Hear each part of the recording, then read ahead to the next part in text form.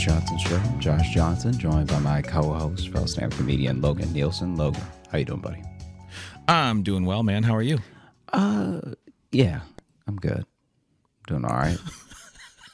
That's fine. I'm doing well, man. How are you? Yes. Yeah. You know? I am here and I am alive. Yeah.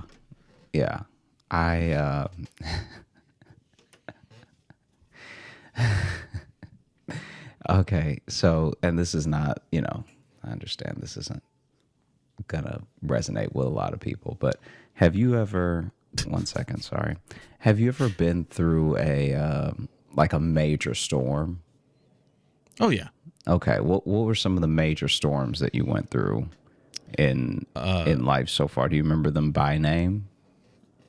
No, because the ones we get in the Midwest don't get names because they just happen a lot. You just get tornadoes and you get blizzards.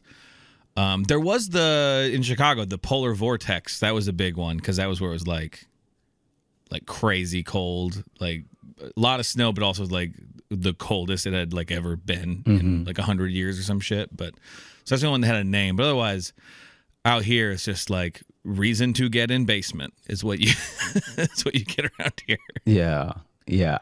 Okay. I feel like they can't know that stuff. They can't know it's like the worst storm in 100 years and it hasn't been this cold. It's like whenever they say that, I'm like, what are you going by? Like, I understand records. They have records. Yeah, but I'm telling you, man, I don't really trust our Doppler numbers radar against like someone who was just using like a regular mercury thermometer back in 1902. Well, they don't always go with that. I mean, thermometers haven't really changed in how they work. So if it reads -7, it's -7. Like that's not just because it's digital doesn't mean it's different. I understand, but you can't tell me that the first thermometer that somebody made, they thought to go negative. Well, do you see what I'm saying? That's all I'm saying. I'm saying that like when I looked at thermometers when I was a kid, it started at 0. I never saw it go backwards. Sure, but also the question is, we're using a Celsius thermometer because that's different too. Yeah, but they still tell us in Fahrenheit. Right, I know, but I'm saying it would make sense if your thermometer ended at 0 if it was Celsius, because that'd be freezing in Celsius, Yeah. Listen, I understand the point you're trying to make. You're an idiot, but no. You do this all the time. Whenever I'm like on to something, you're like, you are not onto something. Your thing is dumb, but I somehow don't have a rebuttal. Because my rebuttal would be the boring nature of just getting into how the weather records are kept. I used to work in TV news, so I worked with meteorologists and stuff too. I understand, part of why they always say it's our worst storm in 100 years, because that's where our records go back to. It's not because they're like, oh, definitely this is the one. It's just that's like they've been keeping those meteorological records since that time. Yes, predictions have gotten different, but they can, after the fact, they know how to, measuring how a storm affected after the fact hasn't changed much. There's other stuff, but they know precipitation, that way of measuring has existed for a long time. I'm totally with you. Sure. I'm just saying, I'm not even talking about predictions. I'm talking about when they say, oh man, nothing is hit this hard in 200 years or whatever. Even the records, I'm just saying the records were kept in a way that was poorer than what we do now. So then I'm like, okay, now this being the worst storm in 200 years, the record from someone being like, well, this barn got blown clean off. So this is the worst storm I've ever seen. And then you track that all the way down to present day, where it's like, oh yeah, it knocked over a cement building. They don't measure storms by buildings. Hey, you don't know what they were doing back then, all right? Yes, we do have the records of how they measure. No, the records, okay. See, and then this is what you do. When I have valid points, you just go, nah. and repeat what I say, I don't go, but in nah, a dumb I go, guy nah, voice. nah. You go, nah. Ooh, building. Like that's how you respond. And you always act like that's a valid rebuttal. 100%. Okay. Yeah. Yeah. You're a confident fool. That's what you are. No, you are the fool. All right. You're the fucking fool. You are a fool. Okay. You are a goddamn fool. Remember that. All right. Before you go to sleep tonight, remember, I'm a fool. Before your eyes close. I think every time I Foolishly, sign on to these I am a calls, because I'm like, fool. this is what I've done. This is what I've chosen to do with my life. You are a fool. You're a fucking fool. You fool. Remember that. So anyway, the whole reason I bring it up is because there was this storm. Let me see. I think it was Kansas. There was a storm that hit Kansas really bad. This is and this like recently? No. This is years ago. Okay, but I was gonna say if it like just happened, cut in this part because this just seems rude. No. Just hear me out. So basically, the storm hit Kansas, right? Yeah. But you know how when you're little and your mom will take you with her to the hairdresser or something like that? Yeah. Okay. So this is a thing that I remember from when my mom took me to the salon with her and all these women were talking and stuff like that. And there's nothing to do but read magazines that I also don't care about. Like the magazines at the salon would have like maybe a Teen Vogue once in a while, and I could see what Avril Lavigne was up to. But outside of that, It was who was like, who was leaving who for who in Hollywood and all this stuff that I just at like 8, I didn't care about. But I remember this story that this woman under the dryer was telling, and I remember because she was telling it loud as hell, because you can't hear yourself as well when you're under the dryer. And there was this storm that was happening in like Kansas or something. And it was really bad. It was like make national news bad, right? Yeah. And this guy was supposed to be in Kansas on business. Okay. And his wife, so they don't live in Kansas. They live in some other state.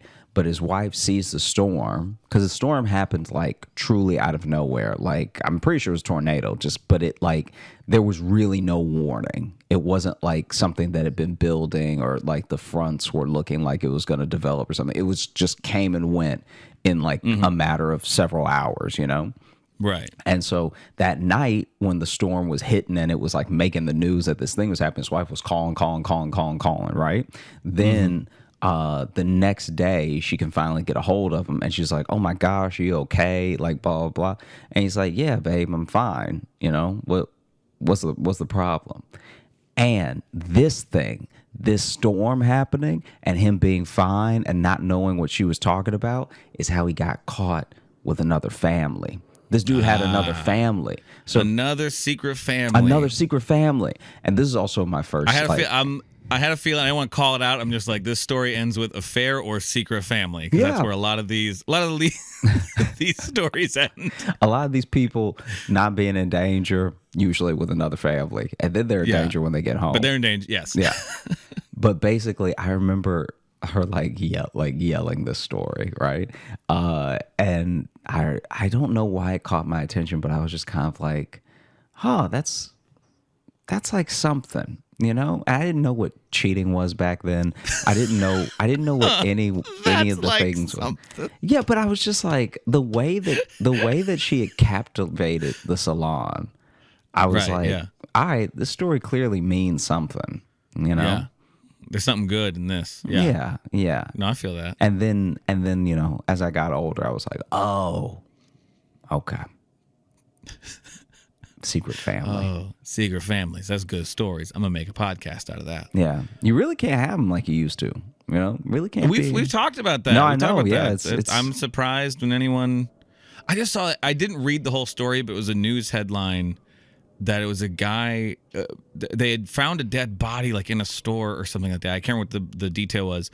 And then they identified the body, and it was the body of a guy who had faked his own death to disappear from his family like 10 years earlier. I saw that when I was just like, man, it's hard to fake your own death and disappear too these days. Like that's yeah. Not only that. Do you remember that Runaway Bride from like 2005? Oh, vaguely. Yeah.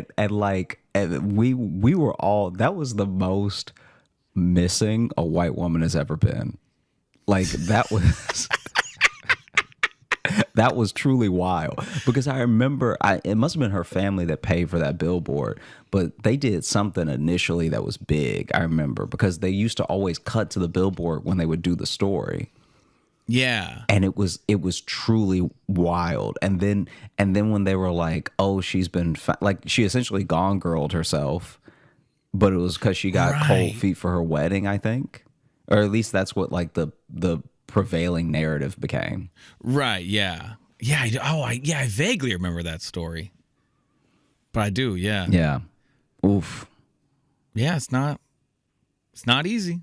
It's not easy to fake your own death, have that secret family anymore. The good old days are over. It's also like you used to be able to just say, "Oops, I'm dead." Just leave, a pile of rubble somewhere, and then go to the town over and go, "I'm Brian here."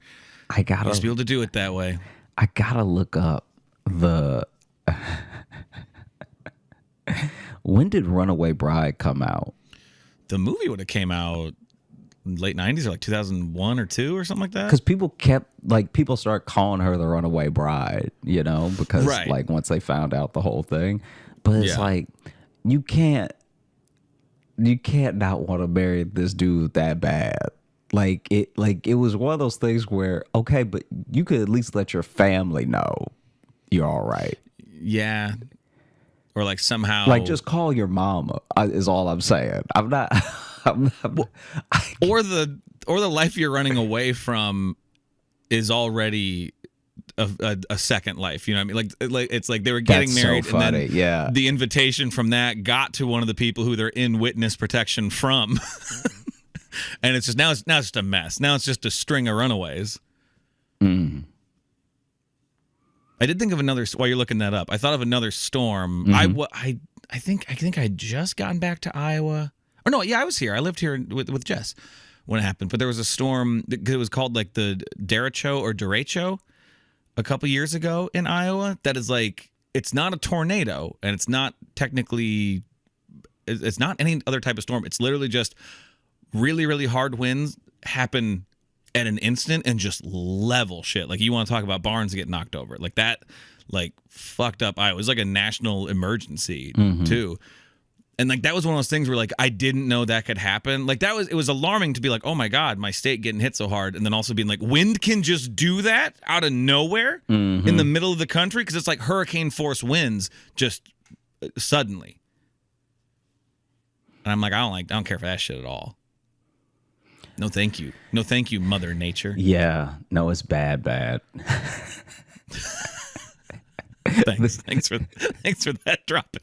No, I'm just saying. It's like the way that you were describing, I was like, yeah, I don't know what I would do. I'm not like, when I saw the movie Twister, I was like, oh, that's not gonna be me. But at least you can like see those coming in the sky. You can see twisters beginning. Like the derechos or derecho, I forget how they pronounced it. Like that. Because one of my favorite things about being in a landlocked part of the country, in the middle here, is we don't have hurricanes. And then I was like, shit, we can get hurricanes? I didn't know that. I didn't know we could just get that now. It is like, yeah. What do you call it? Is it the boom cyclone when it's like a tornado of snow? I'm not sure what that's called. Snow clone? I'm sorry that I asked. Yeah. Okay, I found it. So Runaway Bride came out in 1999. 99, okay. Then I said late 90s. I did say late 90s. This Runaway Bride was in 2005. So still when... You nailed that, though. You said 05. Yeah, this is wild. One stuck with you. Yeah. It really did, because it's like, okay, this is dumb. This part is dumb. I can admit this is dumb. But when I was a kid, I'd hear and see so many things like this that I thought there were way more people. I thought there was an epidemic of people faking deaths in this country. Like, you would see a couple of these a year, like a couple of these runaway bride things a year in different formats, like whether it was like a dude pretending he died for the insurance money and trying to collect it or whatever. And so you'd see it so much that in my head I was like, man, nobody really out here dying. Like, for a second, I thought you just meant like anybody that went missing, you assumed were faking their death or faking their disappearance. No. I'm just... like you see a milk carton with a kid on it, you're just like, man, he had some responsibilities. He didn't do his homework. Like, he was like, I'm not doing this physics stuff. I'm out. No, I'm just going to start fresh somewhere else. I'm just going to move to another town and say I'm just a short guy. Oh, she didn't fake being missing. She faked being kidnapped. Ooh, that's even better. Let me see. Okay, 1 second. Yeah. Let's dig into this. This late breaking news story from 2005. Yeah. Okay. Well, it says so. Her name. We're talking Twisters and Runaway Brides, and it's not a '90s movie roundup. That's it. It's her name is Jennifer Wilbanks, and her husband Greg Hudson split in April after 11 years together. And this is from 2000. Oh, this is from last year. It was supposed to be a lavish wedding with 28 members of the bridal party. And what do you mean it was from last year? What do you mean by this that? article's from last year? Oh, this is just like a recapping of the story. Yeah. This recap is from last year. Okay. So right now I'm reading from people.com. Oh, reputable news source. Yeah. Just shout out to People. Okay. Casting the widest net in news. Yeah. Oh, we cover People. She was only out for like 3 days. That's insane. Let me see. Okay. All right. What do you mean out for 3 days? So I think this whole thing happened within a week. This wasn't like a weeks long search for her. Didn't overstay its welcome. Yeah. Okay, let's see. Okay, I'm gonna go. It was supposed to be a lavish wedding with 28 members of the bridal party and more than 600 guests. But just did you say 28 members of the bridal party? Yeah. Hey, this is a message to everyone out there. Don't fucking do that. Have like 4.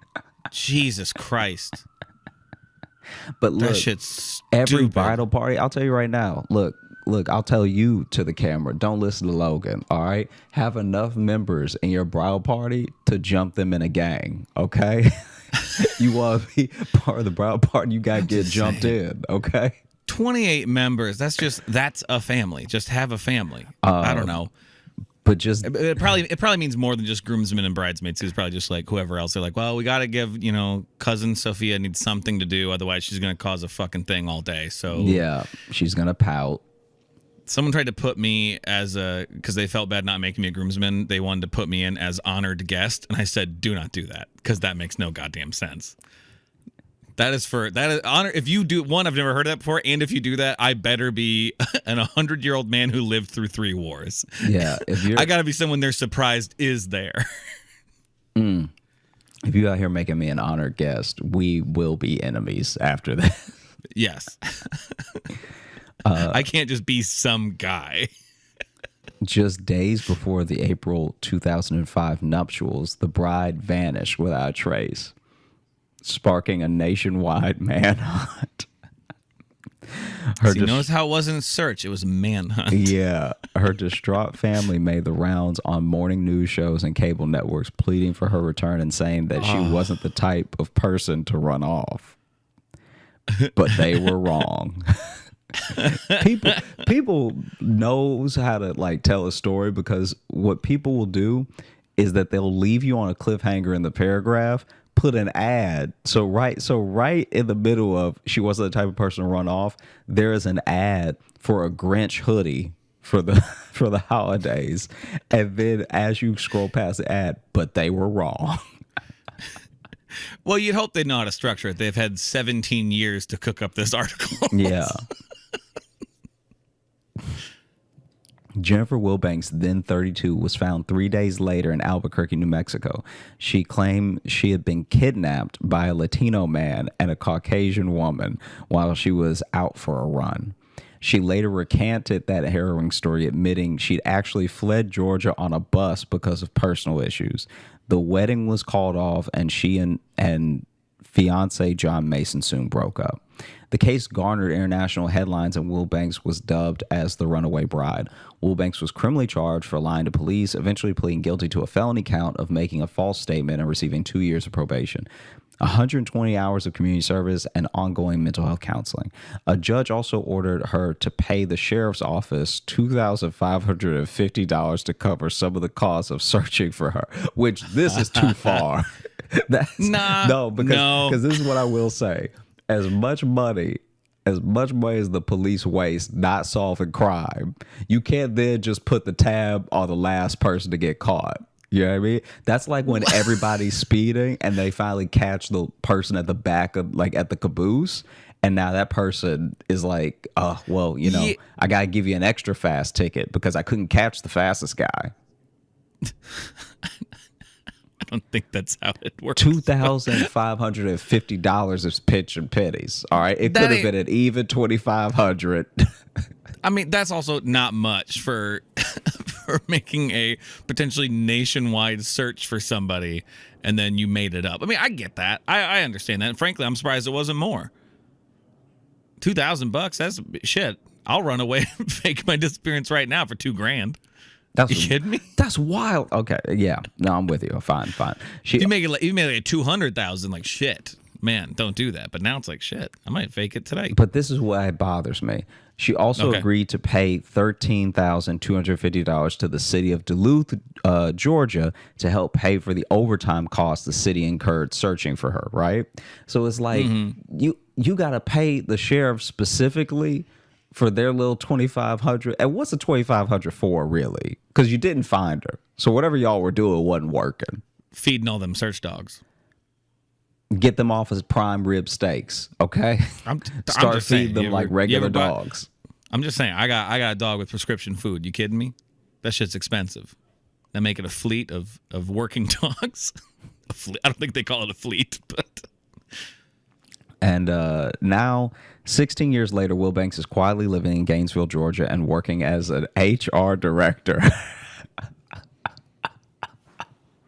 at a telecommunications staffing agency where she has worked since 2015. You need to tell me all this. She's in there as an HR person being like, listen, you can't run away from this conflict, and everyone being like,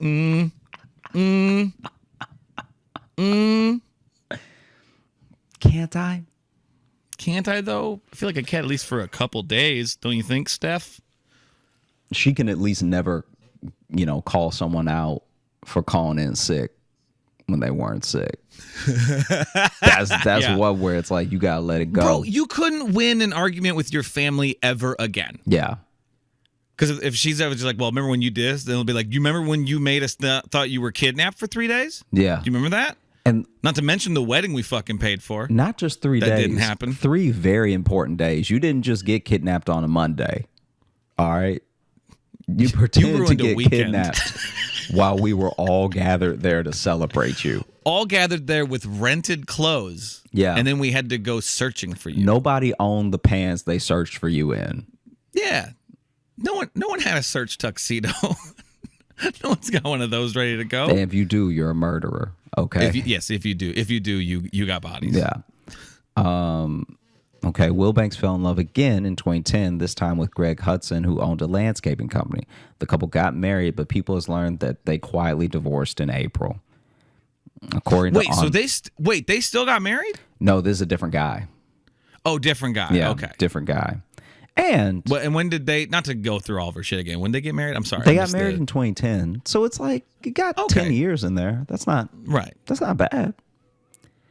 Yeah. According to online court records, Greg Hudson filed for divorce in March and uncontested dissolution of the marriage. The divorce was finalized 30 days later, and the couple's assets were divided. As for the runaway bride incident, this article is way too in their business. I really hope that they never come. Like, when you think about it, this is a regular person. Listeners. This is a regular person. This is a regular person. And so the fact they went this deep on like a regular person is wild. They can get in all of our shit. Mm-hmm. That's too much. That's too much. Even as I was especially reading the other guy, he wasn't even there from the runaway bride thing. He just showed up later. Yeah. He showed up later, and then you know what? He didn't run away. He filed for divorce like a man. Mm-hmm. He walked up to her and said, "I'm done." Yeah. This is going to be hard, but I'm going to say it to your face and save you the trouble of thinking I've been kidnapped. Look, I'm not even wearing shoes, so you don't think I'm going to run anywhere. Mm-hmm. Barefoot telling you to your face, this isn't working between us. Yeah. Shame, man. What is? The, like, I can kind of, for years on the, like, I've only thought about this thing 3 times in life. One, when it was happening. This specific story. One, when it was happening. Once, maybe in college when somebody mentioned it, because we were all kind of like, oh yeah, whatever happened with that, right? Mm-hmm. And right now. And and I'd say that's one more than I've thought of it. Yeah. I didn't have the time in college. Even thinking about it now, I can honestly say I feel bad for anyone that feels the need to like just escape. Yeah. Just not deal with the thing and escape. But the way that you go about it is like, it's so like, I don't know if there's a different scenario that plays out.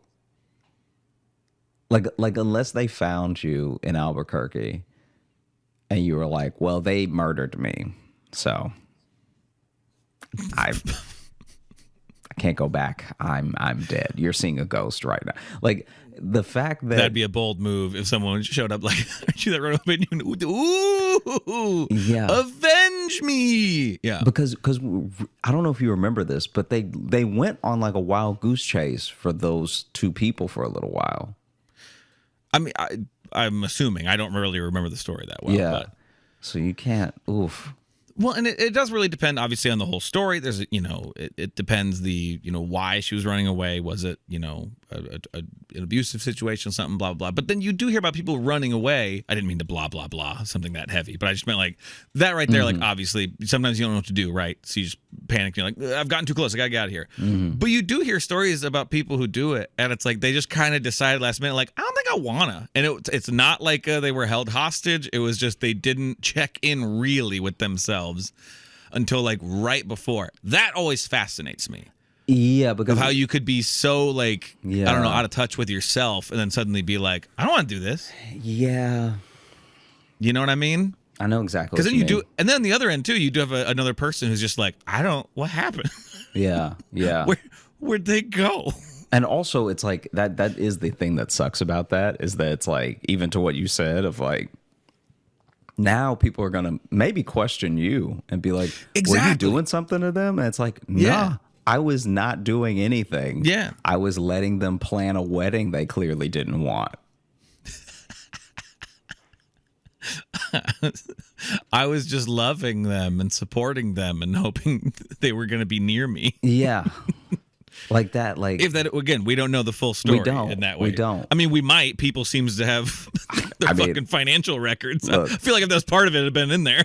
I will say, if this dude that she ran from is in any way a bad man, there have been multiple years and opportunities and distance to be like, oh yeah, I was just running from him. That I think people would like identify with way more.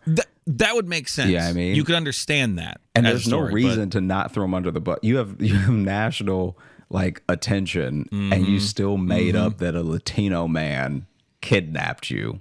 Yeah, still had to go and blame someone else. Had to go blame a brown man. Is what you had to go do. It was just it's very like. Julianne Moore was in a movie exactly like this, except she lost a kid. Like her kid went missing. Do you remember that? Yeah. And she was like, I think somebody black took him. Do you remember this? Oh. Yeah. Here's the thing. I went to a different Julianne Moore missing kid movie. No, she got like 3. No, I know. The one you brought up was Freedom Land. Yeah, so there's right? Freedom Land, which is based on a true story. Yeah. I went with The Forgotten, which is where aliens take the kid, like erase him from existence. Yeah. And I had a quick second of really trying to remember, was there a scene in that movie where Julianne Moore was just like, nah, some black guy took my kid. Yeah. And everyone's like, what kid? Because they disappeared him from existence. And if that movie took that hard of a racial turn, whoa, we'd still be talking about it today. It's like, I feel like her and Jodie Foster cannot keep a hold of a kid in a movie. Yeah, between the two of them. It's just always some distress. Just like, what are you talking about? They were just, there's nothing that I love more than like a movie night in, and you're just chilling, but someone is screaming, "Where's my family?" You know what I mean? Like someone on the TV, I'm hoping you mean. Yeah. Someone on the TV is just grabbing people, and they're like, "My family, you've met them. Why can't anyone tell me where my family is?" Oh, if you remember the movie Ransom, the Mel Gibson movie. You don't remember that one? Oh, okay. Well, it's just his son gets taken, but it has one of the best lines to just yell. It's very pleasing to yell. Just go, "Give me back my son!" It's so pleasing to just shout. Did you ever see? Try it. Give me back my son right now. Give me back my son. Come on. Nah, now. I don't want him. You didn't even try, you coward. I don't want him. I really love the Halle Berry By the movie. way, feel free to leave 5-star reviews that just says, "Give me back my son." It's my terrible call to action. Did you ever see the trailer for that Halle Berry movie where she I guess she works at, I'm mixing up Halle Berry movies now, but I think she works at a crisis center, but then someone kidnaps her kid. Woman? I don't know if I think you're mixing up too, because I think the one in the crisis center, it's not someone takes her kid. I think someone gets her on hold, and there's someone who's being kidnapped. Oh, I see. Okay. And so she does. I don't. Is that called Crisis? I'm not sure what that's called. Yeah, I don't remember what it's called, but I have no idea. The thing that's very funny in that trailer is Sally and I laugh about it all the time, where she corners one of the people and she's like, "You took the wrong kid."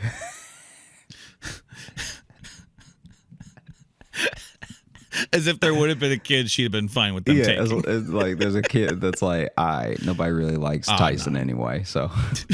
Yeah, you had taken Tyson. I wouldn't have really cared. You I'd have followed up, but I wouldn't have cared. Wrong kid. Oh man. Mm-hmm. Wow, we went on some turns there. Yeah. I don't even know. I don't even know where all that came from. I mean, I wanted to tell you about the salon thing for a little while, but you mentioned magazines and stuff at the salons. Do you remember highlights? Did you ever have highlights? I didn't get the fun ones. No, I just didn't get the boner for highlights that everyone else had. I was just like, all right, it's there.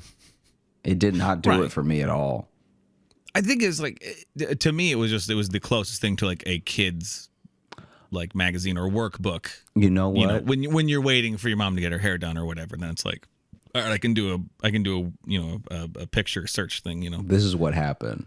This. But then some kid would always have them fucking circled in pen or crayon, and he ruined the fucking highlights. Sorry. That's what would happen. So I would go to the doctor. I'd only ever see highlights at the doctor. I never saw them anywhere else, no salons or barbershops or anything like that. So I'd only see highlights at the doctor's office. And they were we had a lot of sick kids where I'm from. And so they were well worn by the time it got to me. That's probably why I didn't like them. That is a loaded statement. Well, look, we had just a lot of sick kids. All the puzzles were done. It was nothing. It was we had a lot of. Where'd you fucking live? Chernobyl? We had a lot of sick kids. I remember one time. This was in retrospect, this was very dumb of them because I was really little, and I remember. This was so bad. I still feel bad about this when I think about it. I was still a very small child, but I specifically remember this time I went to the doctor's office and there was a kid that was noticeably younger than me crying. And the kid was crying because the kid was going to need a shot. And whether it had never had a shot before or it had only had one shot and was really painful and memorable, the kid was already crying about having to get a shot, right? Okay.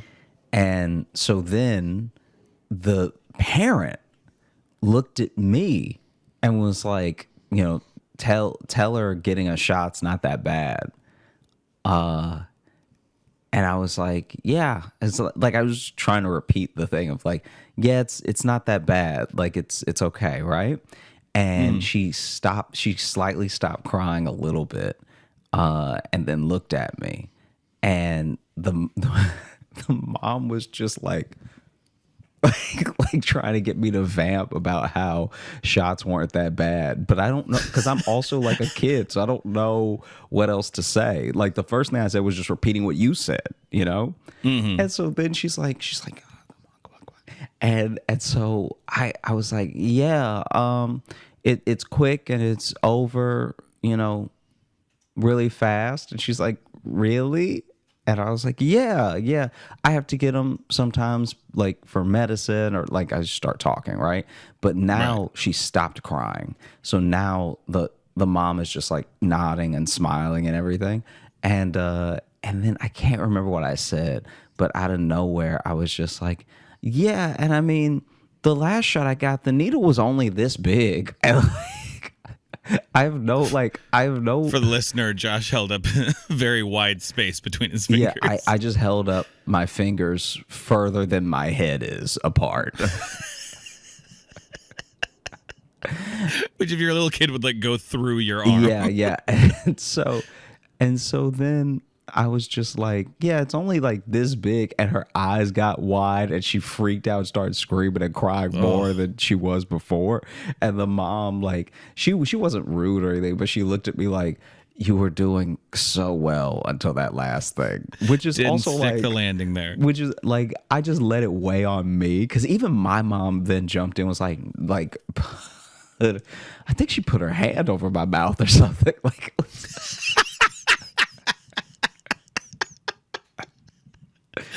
but I'm like, why was this my job? I don't even know this kid.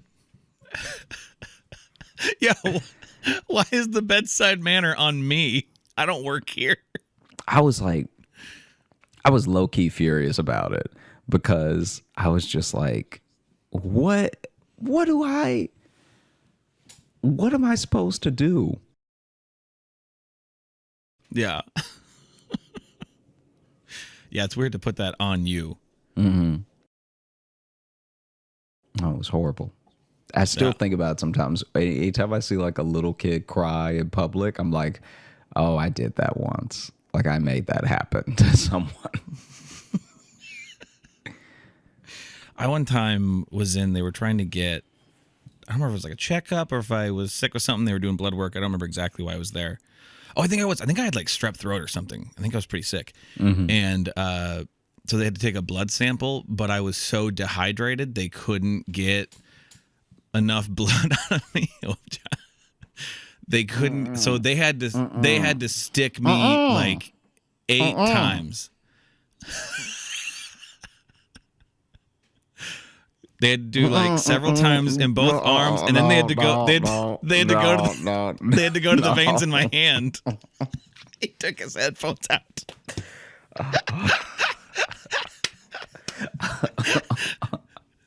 No, thank you. I'm done. Ooh. Ooh. Yeah. Took me a long time to come back from that. I had a grudge against the doctors for a while. Oh. Yeah. Oh. I'm sorry. That's real messed up. You gotta stay hydrated, kids. That's the lesson there. One time, well, when I was at the doctor, I was still like relatively young, but I wasn't little anymore. I was maybe like early teens, and it's just funny because when you're a young teenager, you're getting to see older teenagers which feel like grown-ups to you, and then younger kids Right. which feel like Yeah. itty-bitty children to you, right?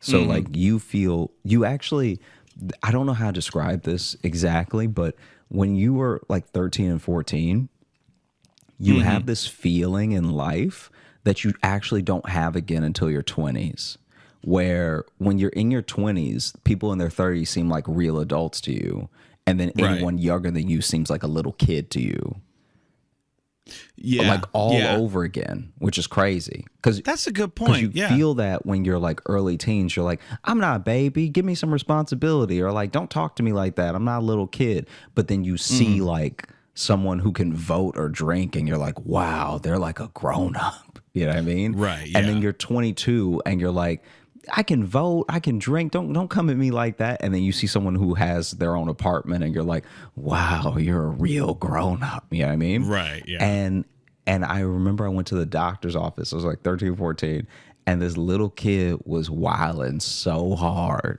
okay, that I think they needed to give him a shot or something, and the door to the office wasn't all the way closed. So as I'm passing by, I see them like struggling with this kid, and right as the doctor was like about to give him the shot, the kid wiggled just right and got a foot loose from the nurse, and like, not even intentionally, but kicked the doctor right in the balls. Occupational hazard, man. And so he stumbled back, and I'm pretty sure he gave himself the shot, because the way he had to grab his balls after he got hit, he still had the syringe in his hand.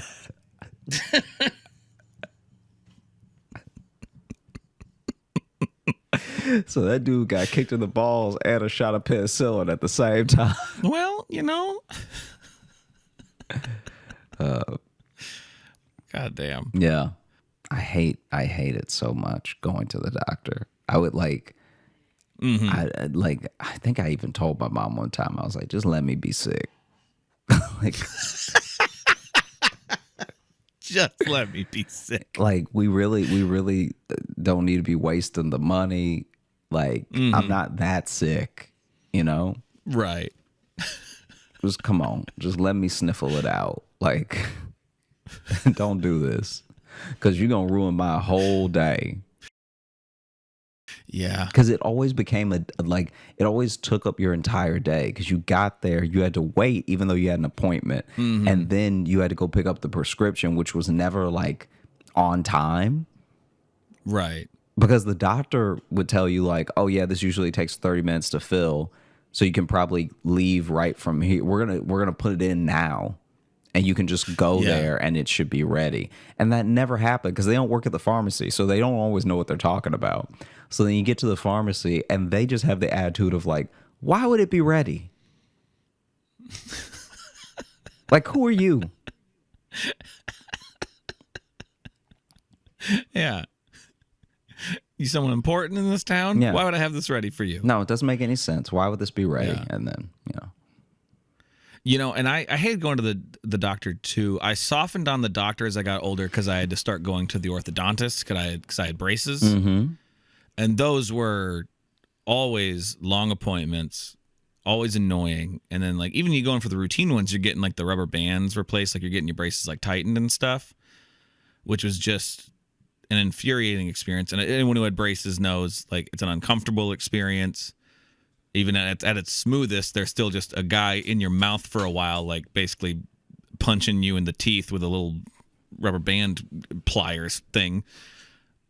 So that became, for some reason, then the doctor, I got less worried about going to the doctor, because I'm like, well, at least I'm just not in the chair, just having the ka-chunk in my face all day. I always wanted braces and I never got them. So I never really. You wanted them? Yeah.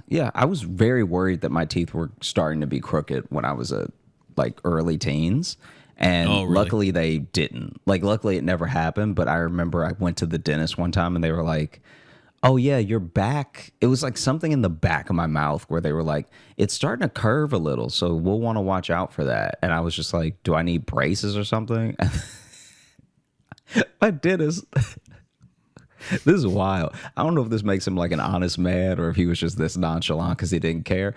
But I asked him if I needed braces, and he was like, couldn't hurt.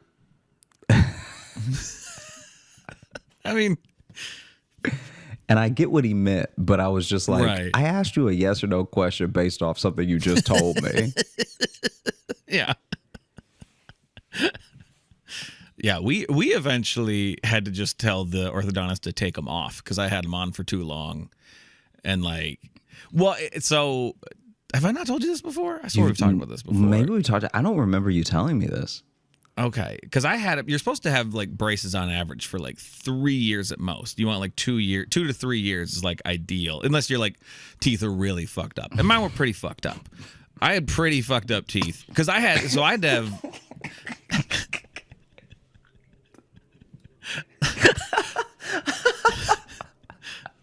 I mean, I had to have dental surgery when I was like 11 or 12 because I had teeth coming in under other, like I had extra teeth in my head just coming in at like wild angles and underneath. I had one that was coming in underneath some of my bottom teeth. There was one coming in like sideways.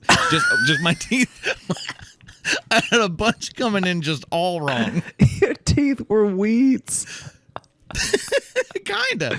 So they had to do surgery just to like get some, because if some of those would have come in, it would have just completely messed up like any of my teeth. So we basically had to have surgery for them to go in and like take out the extra teeth. Like I just had too many teeth in my head. This is insane. We've definitely never talked about this. You never said these words to me, or else I would have remembered it. This is insane. But so I had to have surgery. I had dental surgery when I was coming into my head. Coming in my head and coming in wrong. It wasn't just that there was too many. They were also doing teeth wrong. Oh, but so I had to have surgery to get teeth removed. That was my first time like dealing with anesthetic and stuff like that. Like that was a wild. trip. I wonder if teeth talk. Like I wonder if teeth are just like, excuse me, this is the direction you're taking. Yeah, this? I wonder if teeth are like, hey, you gotta get in this mouth because this mouth be eating all the good stuff. This is the place to be. And so then more teeth try to join the party, and then it becomes that house party where you're like, how do I know you? You don't need to leave.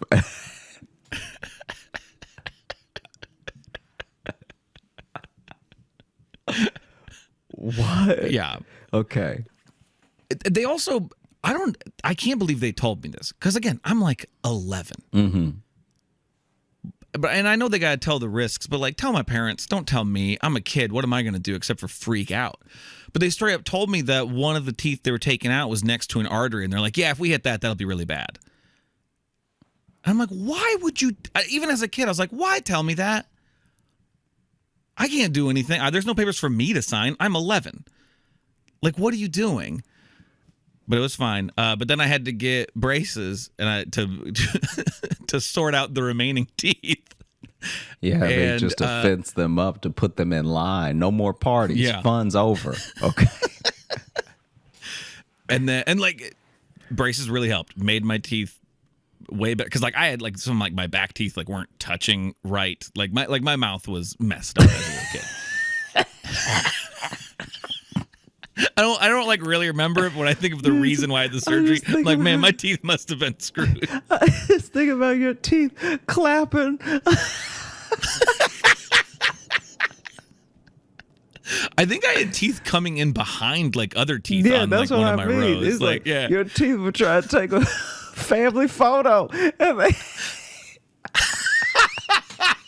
trying to find their window. They were oh. It was like I had two sets of adult teeth coming in. Like I just, because these were all my adult teeth coming in. These weren't baby teeth still. Okay, this is the darkest scenario. You may need to cut this. Okay. Do you know? Yeah. If maybe. Yeah. You're a twin.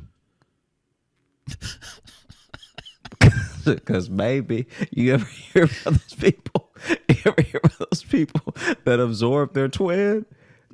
That's why I have extra teeth. I think that might have been your twin trying to bite your mouth. Is that I absorbed a twin?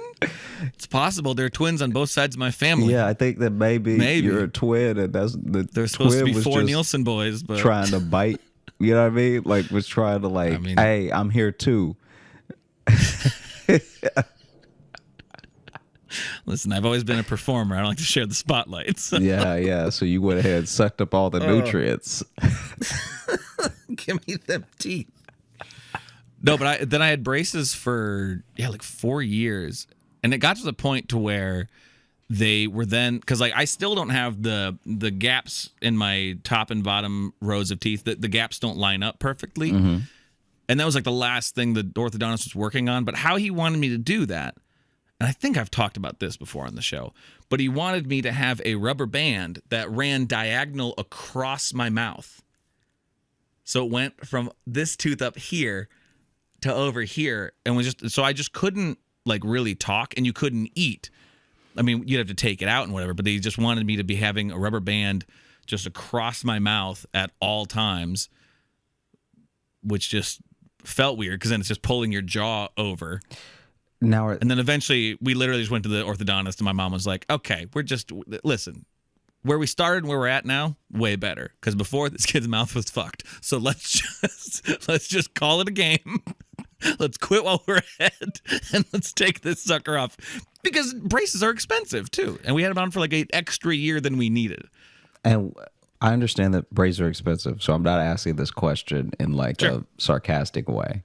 But you get the braces, you can't you can't rent them or anything, right? So like once you have them on, they're yours, right? Like, does it cost more to have them on longer than a shorter amount of time? The upkeep to go and have them, because you have to get them tightened all the time. You have to replace the rubber bands. I mean, now I think braces, even just in the time since I've had them, have gotten way more simpler. But because they glue them onto your teeth and stuff too. So the way they take them off is they just break them. I heard that. I heard about they just that. go. That was an uncomfortable experience. They just go in and they just basically twist them all and just pop them off your teeth, which seems like, I don't know, seems like a real goal line stand by the teeth at that. You know what I mean? How's the glue fare? How's the glue fare when they pop them off? Just snaps. Just cracks off like the way they do it. I think they did something to like weaken it, but then they just have to like pop them all off because I had all the old metal brackets. Like now I think kids have them slightly different. Mm-hmm. My dad, when he was a kid, that was when they used to have to individually put a metal thing around every tooth. I remember when I was in high school, I think I only ever met 2 kids who had headgear because headgear was going out of style. Like we finally advanced past headgear. Yeah, they kind of learned how to do it in mouth. But it's so funny to think that they used to be like, there's no way to fix your teeth without the back of your head having something to do with it. Like if we want to fix this tooth, we're gonna have to start from the hairline down. All right.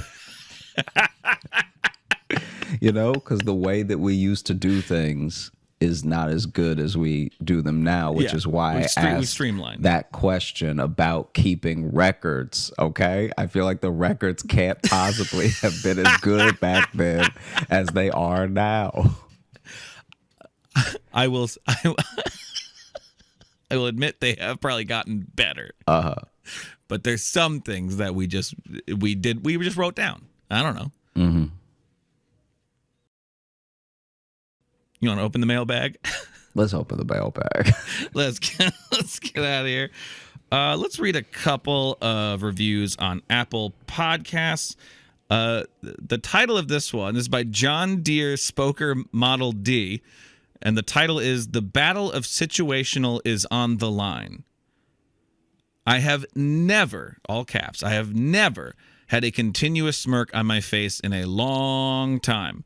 To be able to determine who could have captured my heart, I need to see Joshy perform in person. I pride myself as an aficionado of comedy contact sport. I propose...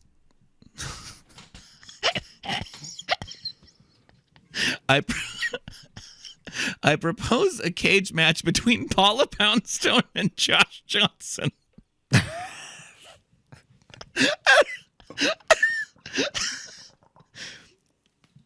Porsche gliders or cats must be prohibited in order to guarantee a fair fight. What's a Porsche glider? I don't know. Is that one of those like hang gliders you like sit in? I think maybe. I don't know. It sounds racist. Yeah, it doesn't sound great. To guarantee a fair fight. I don't know what that means. I'm gonna look it up. I just want to see what that is. Oh, it's just a porch swing. Oh, I forget. Okay, but not the ones that like hang from the ceiling, but the ones that just have the like kind of rocking chair I'm with motion. You. Yeah, yeah. Okay, I didn't realize people called those gliders. Yeah. I guess. Now, one, love the idea of you fighting Paula Poundstone. Nothing against her, but what an event that would be. I'd pay DirecTV money for that. Mm-hmm. I'm not sure how the porch swing or the cats come into play, but they also must be prohibited. So for some reason, these two things aren't allowed. I mean, this person clearly thinks I would break a porch glider over Paula Poundstone's head. Hitting her and her cats. Interesting. Thank you for that comment, John Deere Spoker Model D. And then this one here, this is from, they've listed their name as I Choose Privacy, which is great because then in the review, they immediately say their name. That's fantastic. I Choose Privacy. And the title of this 5-star review is Episode Idea. Hey, y'all, my name is Emma, and I love the show. Anyway, you should do an episode on Karens. Karens, okay. Okay. We'll put that in the bag. We may have to look up some. I feel like there's plenty of fodder there. Oh, yeah. I think there's plenty of stories we can find on that situation. Yeah. So I choose privacy. Hey, my name's Emma. I love that turn of events. Mm-hmm.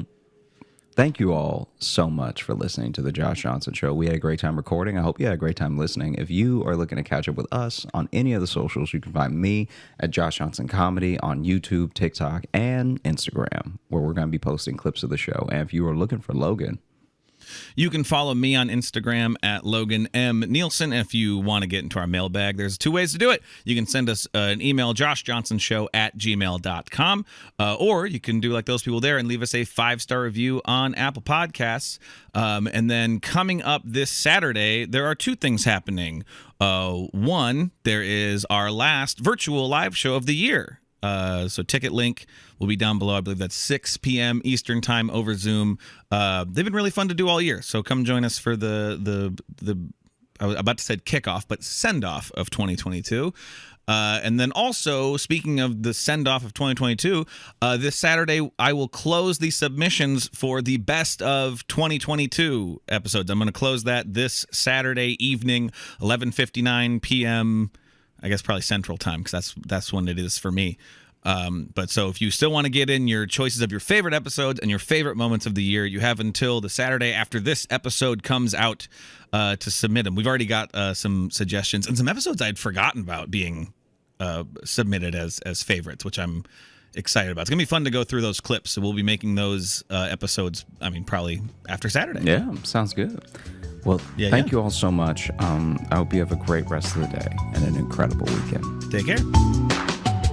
Hey, thanks so much for watching. Please like and subscribe. It really supports the channel. Hit the bell notification because apparently it's the only way YouTube will tell you that something happened. And just tell a friend. That's the biggest thing you could do. Just tell one person in your life that you like, maybe you don't like, that this video happened to you. We release the podcast every Thursday on all the podcast apps, so you should find us there and subscribe on those and comment and leave reviews and whatever on all of them. And also, if you want bonus stuff, you can join our Patreon, patreon.com/Josh Johnson Show. We have bonus podcasts and videos and stuff there, and we'd love to see you.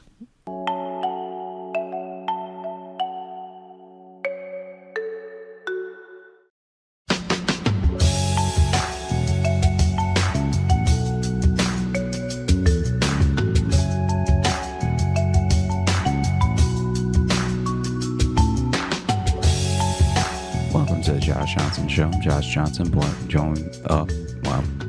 start. Yeah. Welcome to New the year, Josh new Johnson us. Show. Welcome to the Josh Johnson Show. I'm joined by my. Welcome to the Josh Johnson Show. I'm Josh Johnson, joined by my co-host, fellow stand-up comedian Logan Nielsen. Logan, how you doing, buddy? I'm doing well, man. How are you? I'm good. This is the first one of the year, the first official new one of the year. Yeah, we're back. We're back, and we're doing the regular show again. We've been to Denver. We've been to Tacoma. Yeah, we. I mean, I don't know how much we want to get into it, but like we also it took a little bit for us to get back in the swing of things because the end of 2022 was weird for us. I had the COVID pretty bad, and and so that was some episodes fell behind because it turns out I couldn't sit up for like more than 10 minutes at a time, and when you have to do hours of editing, that's a hard thing to do. It is like you got the one that like really be out here stomping people in the chest. Like that's actually feels like a rare one to get than the ones that in New York, a lot of the people who get it will have it like bad for a day and then they're like, oh, I'm pretty sluggish, but I think I'm all right. And man, you had it like properly bad. Well, but I didn't get any of the like respiratory stuff or anything. I mean, that much might be because I'm vaxxed and all that too. But it's like I had the first really bad day. It was that Wednesday like after Christmas. That day was bad, and like I had like fever and like the best way I could describe it to is my limbs all felt like they weighed 100 pounds. Like I just like felt like held down on the bed. And then the next day, that Thursday, felt pretty good. And I was like, okay, just had the one bad day. I'll come out of it. I should be good then by, the weekend to whatever. And then that Friday, nope, back knocked down again. Jeez. That was the weird one. That was the weird thing that it like got better and then got worse and then got better. And now I just have these kind of little mild cold symptoms that are hanging on. I mean, I'm glad you're okay now. Thanks, man. Thanks. Yeah. Doing okay. Living. Gonna do it. It can only get better from here. Yeah. I'm assuming. I'd like to think so. I mean, fuck, if not, though. That would be wild if COVID was the start. Yeah, that's the thing. It's either the start of just only an uphill, like everything's gonna get better, or like that's the sampler. That's setting the tone. Yeah. For the year. Yeah. Okay. Yeah. Do you? I'm trying to figure out how to. I mean, I'll just ask it straight out. Is there a lot of like meth in your general tri-state area? Would you say meth is the predominant drug? Yeah. How do I put this politely? We love meth here. Oh, okay. Gotcha. Good to know. I don't know how bad it still is. I know Jess says one of the new problems is heroin. We're finally joining the 80s here, I think. But yeah, the meth thing. Okay, so the whole is now just real quick. I'm going to ask you a counter question. This is how we're starting the year, is talking about meth. This is what we're gonna. I feel like when I'm done telling you the story, I feel like you'll appreciate that we started with meth. Okay. I'm trying to put this in the best possible. Okay. So meth, as we've talked about on the podcast before, is pretty popular in my hometown. So it being popular where you are as well, I think you'll be able to relate. Okay. Mm-hmm. There was a time where my buddy was, just out there trying to find someone. You know what I mean? He was like kind of on the apps, but he was mostly going to bars. But it was just, it was a tough go of it, let's say. And I'm sure. So he was the way you made it sound like he was out there trying to find someone specific, but he's just trying to find anyone. He's trying to find anyone, any person that will work. I thought maybe he was out searching for someone that he needed to track down, but he's just He's trying to find us someone. Wouldn't that be wild if someone used the actual dating apps to like hunt down their enemy? See, and I didn't mean dating app. I thought I thought you meant just he was literally out just trying to find like a friend or something. That's my bad because I thought I said dating app, but maybe I never not initially. did. No, you just said he was just out there trying to find someone. Oh, okay. And that's why I'm like that sentence could mean a variety of things. So much. Yeah. Okay, so basically, he's on like the obscure ones as well. Like, did you ever do Plenty of Fish back in the day? I think I might have tried it briefly. I think so. Yeah. Plenty of Fish and OK Cupid were where, at least in the early 2000s, apparently, were where the freaks were. OK Cupid's the one I did. I didn't do Plenty of Fish, but I did do OK Cupid. I did do OK Cupid. So Plenty of Fish brought out a Craigslist level of honesty in people that the other dating apps just don't. Yeah. Because I think it's because on Tinder, Bumble, Hinge, all that stuff like that, you have to truly choose whether or not you're going to be yourself or you're going to be a catfish, because you can only lie so much before you're like fully lying, if that makes sense. Yeah. Whereas with like back in the day with Craigslist, it was just like, hey, this is me. All right. Meet me at this corner. Inquire, inquire within, but this is exactly what I need. This is exactly what I'm expecting, you know? And so basically, he was also, if you have a truck, you can take this dresser. Yeah. Make sure you take the bed when you leave. Yeah. You know? I want to use it one last time and then get rid of it. Yeah. And so he was on Plenty of Fish, I believe. And he started talking to this person. And it was like, I don't even know how to describe their rapport, because the way that he described them chatting at first was almost just, it felt natural, but it seemed to have felt natural in a boring way. You ever have someone tell you something that they think is really special and you're like, that's not that great? Like in your head, you don't say it to them, but like, but they just hit it off with a bunch of heys and how you doings and all the stuff like that. And but the way he described it was like, she was so easy to talk to. But I'm like, but you're saying all you said was, what's up? Yeah. So it's like, I get how two things could be true. It could be she's very easy to talk to, and you're not saying much, you know? Right, yeah. You're not really pouring your heart out. And maybe that's what the ease is. Maybe she just said, what's up back? And he's just like, ooh, soulmates. Yeah, yeah. She even used 2 question marks, just like me. And so basically they start chatting and they set up a date, like time to meet. And she's like, oh, hey, do you smoke? Right. And he's like, oh yeah, from time to time, you know?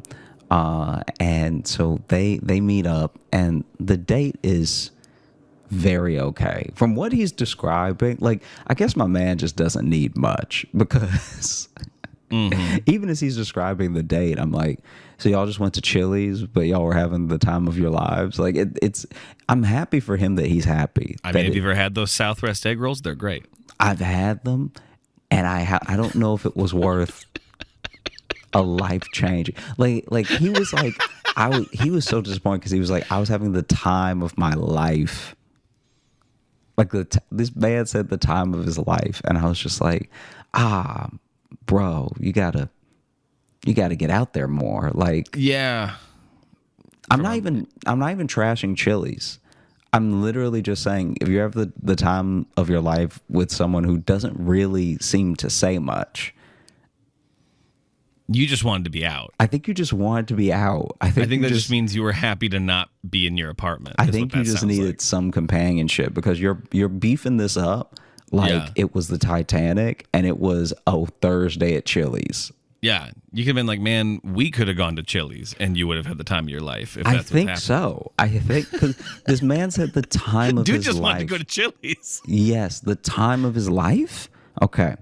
So, Because even on a first date, the time of your life, I mean, even if it's like wow, I think I'm in love with this person already. I still don't know if it'd be like time of your life. I don't know. You know what I mean? Dude, you know? Yeah, exactly. That's exactly what I'm saying. I feel like even if all the stars aligned, Yeah. looking back, maybe you can romanticize it, but in the moment, to be like, I'm having the time of my life just picking out apps with this person. Yeah. Well, because in any first date I've ever thought of, like, even if it's fun, there's still a sense of like nerves to it. That's not the time of your life. Like, Exactly. and like, listen, I'm thinking back to my first date with Jess. Honestly, top to bottom, great date. But also, I've done some cool shit. Yeah. Yeah. Time of my life? Of my life. To be fair, it's in my hometown. So it's not like Fair. It's not like there's a ton going on, right? I mean, Chili's is the place to be. It sounds like. And so then she looks at him and she's like, "Hey, do you want to smoke?" And he was like, "Gee, where will this lead?" "Oh, here?" And she was like, "Yeah, you want to go smoke in the bathroom real quick?" And he was like, "Oh, in the bathroom?" In the bathroom. And he was like, "Oh, okay, I guess, like, a little adventurous. Okay, she's a little naughty. She's a little naughty, right?" Oh, no. And so then they go to the bathroom. It's so funny too, because she was like, "Okay, you sneak off to the bathroom and then I'll like come join you, right? Like I'll just give it a beat and I'll come join you. Don't want to bring the suspicion on them immediately, right?" Right. He said that when he went to the bathroom, he turned around and she was behind him. Like, it was like she didn't wait at all. And so then they're in the stall together and she pulls out, a full pipe, right? And he noticed that the pipe was a little too dirty. Little dirty. Yeah. And so then he's like, "Oh, what?" I think he was scared to ask if she smoked meth because it feels like such an accusation. So then he just sort of. Because if she doesn't, there's no coming back from that question. Yes. Then you can't backpedal. Dude, the stakes. Do you smoke meth? The stakes of like you've pulled out a pipe. All right, you smoke weed in a pipe. You've pulled out a pipe. The pipe just looks a little like rotten. You know what I'm saying? Like, I don't know what the difference in pipe should look like, but he was saying it looked a little too dirty, right? Yeah. And then before the meth can come out, he wants to be like, "Hey, do you smoke meth?" But he's like, I really didn't want to ask because it would just kill everything. It would ruin the time of his life. Because if she doesn't smoke meth, to your point, there's no coming back. No, now, you can't. Now you sound like you smoke meth. You sound like you were excited it was about to be meth. Do you know what I mean? Like if someone pulls out a pipe, even at a party, if someone pulls out a one hitter and you're like, "Oh, do you smoke meth?" You sound like you want the meth. That is what that sounds like if they don't smoke meth. Ooh, is that meth? And if you do smoke meth, now once again, you've already called it. He's ruined the time of his life because now meth is about to come out. And so sure enough, meth comes out. Before he can like even fully ask, she was like, "This is a big one." This is a big one. Because I guess she was trying to do something special for the day. She also wants to have the time of her life. Yes. But she needs a little hit of something to really get there. I think she needs a touch of help from Mr. Methy Meth. She needs a little bit of help from Nathaniel Amphetamine.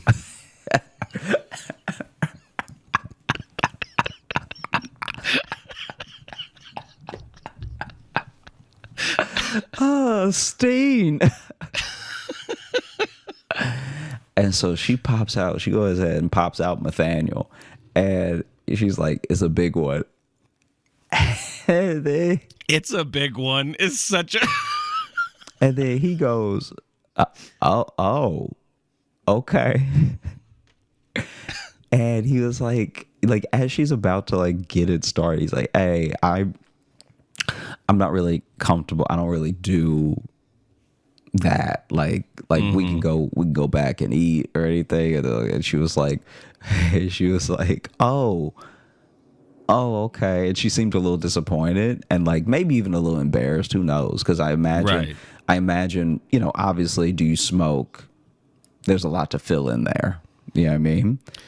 Yeah. And so you know, cigarettes. I mean, and so basically they stop in the moment. She's like, "Oh, okay, all right. Well, sorry that I." And he's like, "Oh, don't apologize. It's okay." Like he's really trying to save this date. No, So yeah, he's like, I "No, would, but I'm full. no, don't. It's all good. It's all good. It happens. You know, this is perfectly normal." So anyway, he then gets out of the stall because he was always with his back to the door. So then he opens the door and then he said he opened the door, was walking out, thought that she was right behind him, but when he turned around, not only had she let the door close again, there was a puff of smoke coming through the. And he was like, "I've never smoked meth, but I didn't know you could do it that fast. Like I didn't know." He's like, "By the time I turned around, still in the bathroom, by the time I turned around, it was cloudy." Yeah.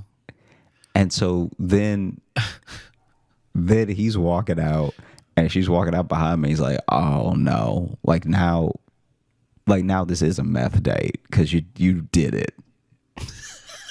A meth date. Like you hit it. You know what I mean? Yeah. And so then That's because that's now a different person coming out. Exactly. So now they go and sit back down. And I don't know the specifics. I don't know how long it takes Meth to meth you. Okay? To meth with you. Sure. that you're gonna roll your eyes at. Amphetamine was wild. Meth with you felt like, all right, okay, I see what you're trying to turn me into. And so you said Nathaniel first, so I don't want to. So they sit down. I don't want to hear it. And they go ahead and order. And she ordered a little more than they talked about because, you know, when you sit down with somebody and you're like, "Oh, what do you think you'll get?" And they're like, "Oh, I might get this and this or whatever." Like she went ahead and ordered like a couple things. And he's like, I don't even know if it was stream of consciousness or if she was actually ordering. Like, I don't know if she was just saying names of foods they had or if she was actually ordering. But either way, the server wrote down like 5 things, you know? Yeah. And so they're talking, and even as they're talking, she's like clearly different. Just eyes are a little wider.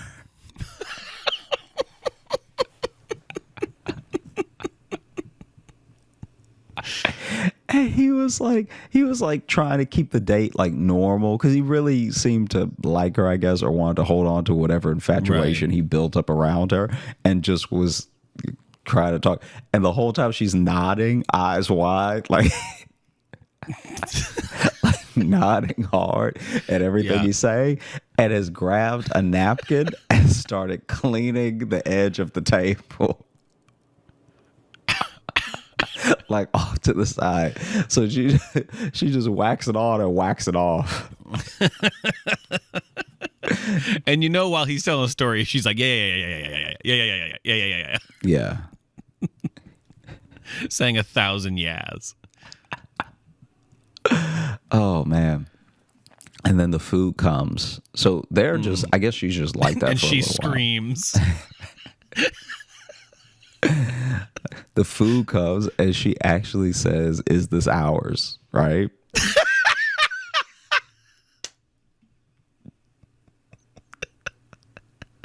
She's like, is this?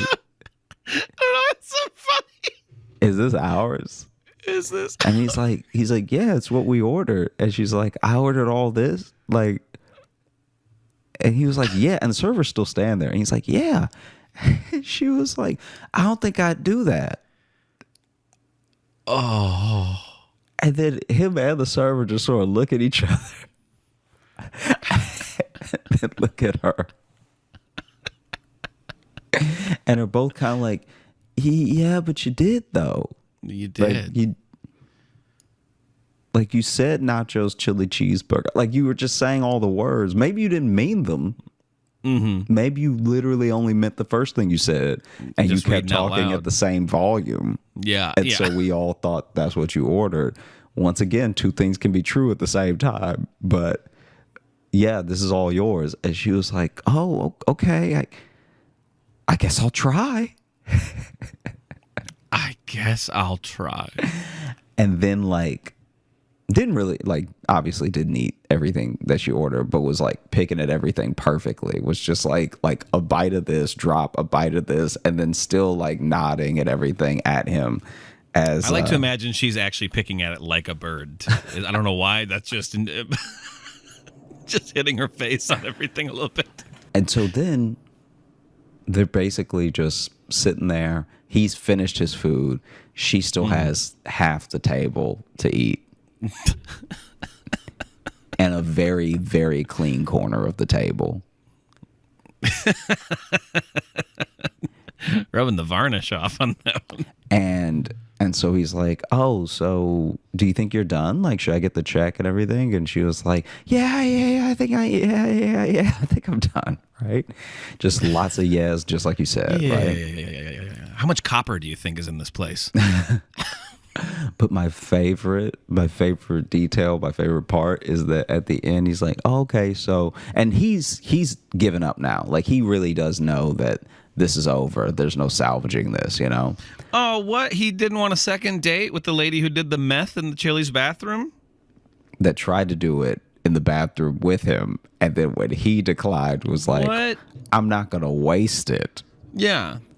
I can't believe he's not going to give her another chance, and he's pulling the ripcord on this.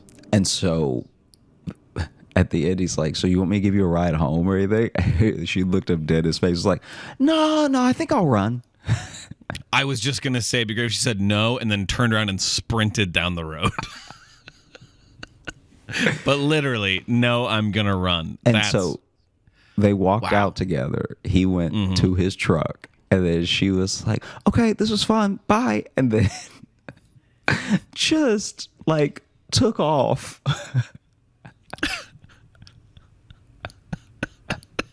And he was like, I was really worried because she wasn't running back in the direction that I picked her up. Oh. Yeah, she was just going for a run, I think. She had to run by the meth store. Get some more. She had to run back to her dealer and be like, can you believe it? Can you believe that he would say that he smoked and then he wouldn't smoke with me? And then when I smoked, he got all weird and then he tried to make me eat a bunch of food. And so I just left. Like, I could easily see that being her version of the story. Oh, for sure. For sure. Now, what would you do? You're having and let's put yourself in his shoes. It doesn't have to necessarily be Chili's, but like you are having the time of your life. This date is going so well. You are just like, wow, she's amazing. You're smitten. Yeah. And then she busts out some meth. What does a Josh Johnson do in this scenario? So I'm very worried that I wouldn't recognize it immediately. I think I'm worried because he smokes enough that he just knew that the differences in pipes and the difference, you know what I mean? But you'd know once a rock comes into play that you...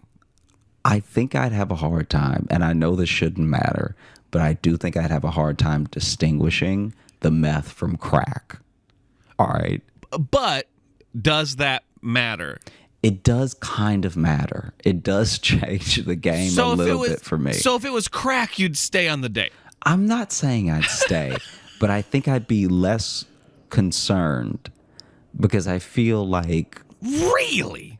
I feel like crack and meth are on very different levels. I mean, they are in ways, but I think they're both on the leave this date level. Yeah. I'm not saying I wouldn't leave. Okay. I'm just saying I would be less concerned. Okay, so let's explore both options then. Okay. Yeah. Okay, a rock comes into play. Mm-hmm. She looks at you and goes, "This is meth." Mm-hmm. Now, what is your reaction? I think I pop that lock on the stall. I walk out, and I think I announce to the kitchen floor, someone is smoking meth in the bathroom. Oh, you'd narc on her. And then I walk out. Just because narking on her will slow her down long enough for me to get out. Oh, because yeah, she's probably gonna come after you. She gonna be fast. She gonna be strong. Okay. Wow. Okay. So really ending the date. Mm-hmm. Okay. Now instead, the rock comes into play, and she goes, "Would you also like some crack?" Now, how do you handle this? I pop the lock on the stall. Okay. I back out of the bathroom, and then I walk up to my server and say, "Can you please cancel my order?" Okay. I'm terribly ill. And then I leave. Oh, okay. Yeah. So no narking on the crack. I don't know if you need to. Elaborate. I just feel like I feel like crack gives people endurance, whereas meth gives people strength. Okay. And I feel like I'm more scared when someone. So here's the thing. In Louisiana and in Chicago, I've been like pressed by a clear crackhead before. Oh, for sure. And the way that you get pressed by a crackhead is just like, all right, if this person can beat me at all, it's gonna be because they outlast me, right? Okay. So I'm all I need to do now is make sure that all of my hooks are tight, all of my guard is up. You know, that I have my footwork at play. I'm able to get away from them, right? With meth, because methamphetamine is actually so broad, right? True. I don't know what exactly they're on. Is there a little angel dust in there? Can they feel their fingernails, or do they just not have any recollection of having like ligaments, so they're going to be able to lift a car? Like there's a level of like fight that if somebody that wants to get at you and they're on meth has, you're not getting away.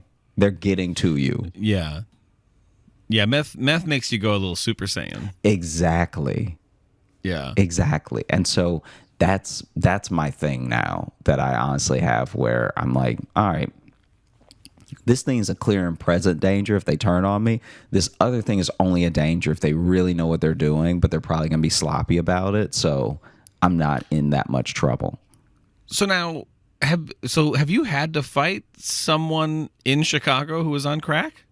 I just had to push them away, but I didn't have to. We weren't fighting. But I was, so this was back when I worked at the grocery store that shall not be named, not the good one, right? Yeah, shall not be named, unless you go back enough episodes and hear us name it a lot. But for some reason now we don't name it. Now it's Voldemort for some reason. But I was walking home from the California street location. And so I don't know if you remember where I lived, but in Rogers Park, I basically needed 2 buses to get home. Now, I'm still fairly new to Chicago when this happened, so I'm relying on my phone a lot to pick the right bus and know the route and all that stuff, because luckily Chicago's on a grid, right? But my phone dies maybe 10 minutes into the walk home, because it's either going to be a 34-minute walk home or 2 buses. And since I knew my phone was about to die, I was like, the other bus takes me slightly out of the way, so let me just try to walk home as straight as I can, so that way when my phone dies, I can just already be on the right path a couple streets off and everything. Right.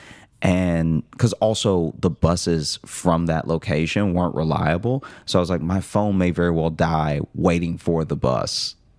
And I don't know, I'd hate it. So let me just walk home now, right? Get a head start. And so I start walking, and you know how I think it's called like Little India, but there's that area of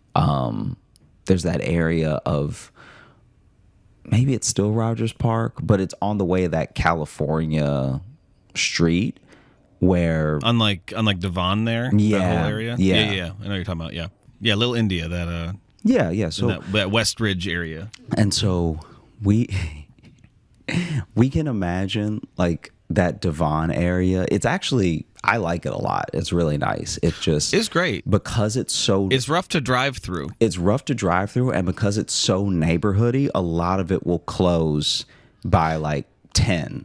So a lot of the stuff closes, and everyone is just crosswalks are a mere suggestion. Yeah, and so imagine walking / running through it at 11, where everything is closed. So anyone out at night at this moment is out to do other business. Yes. It's the most polite way I can put it, but it's like none of the storefronts are open. Yeah. And so if you're out, you're not shopping on the legal markets. Yeah. We'll say. Yeah. And so I'm running through it, and I start running because my phone is at truly 1%. And I don't know why Apple does this, but it really does keep the phone on 1% for 10% of the time. So let's say you're at 10%, it'll go 10, 9, 8, 7 in like 3 minutes, but it'll be on 1% for like 20 minutes. The next day. Yeah. And so, because that's like cars do that too, where it's like you'll hit E, but really it's just to let you know you're empty, but then you've got like 10 more miles on a lot of cars. Yeah. But then it just gives you that moment of being like, you're just waiting now. And so I started running because I was like, I don't want to be out here with a dead phone, and I'm still new to the city, and like, right. Yeah. I don't really know where I am and everything. And so then, don't worry, eventually he would never figure out where he was anyway. And so then I'm at a crosswalk, trying to make there's a fork in the road. It's actually as you start to get near your place, really, where maybe west of you, there's a fork in the road that is like, it's pretty, I would say it's like not that substantial, but what ends up happening is like, depending on which one you pick will depend on if you're a mile off or not eventually. Oh, like when you get to like the corner of like Devon and Clark and stuff. There's exactly, where like Ashland branches off from Clark, and like that goes at an angle. People love our very specific Chicago references, so that corner. Yeah, that corner. I'm at a crossroads at that corner. Used to be by the Deluxe Diner.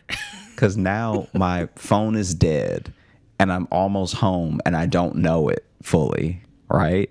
Yeah. And then this guy tries to approach me. And this is actually a horrible corner for me. Every time I've been on this corner, something bad has happened. I could do a whole episode about this corner. It's like, remember I told you about that guy that tried to, I'll tell you in another episode, but there was a guy that tried to get me to drink his water bottle. No. He was adamant. It was at that same corner. And he's really? Like, no, drink it. And I was just like, bro, this is the worst way. You're like trying to roofie a person with the most energy I've ever seen right now. Like, it's water. You got to be sneakier, bro. Dude, and he kept, I was scared he was going to try to splash me with it. He kept putting it to my mouth. Oh my God. And trying to grab me and make me drink it. And I was like, dude, get away from me. And this guy was just, he was not having it. He was like, drink this. I was like, jeez. And so anyway, for this purpose, there was a crackhead. And for this purpose. Yeah, because I don't want to mix people up too much. I was referencing a story I'll tell more about later, but I'm still on the crackhead story. And basically, this crackhead was like noticing, just sniffed me out like a truffle pig, just knew I was lost.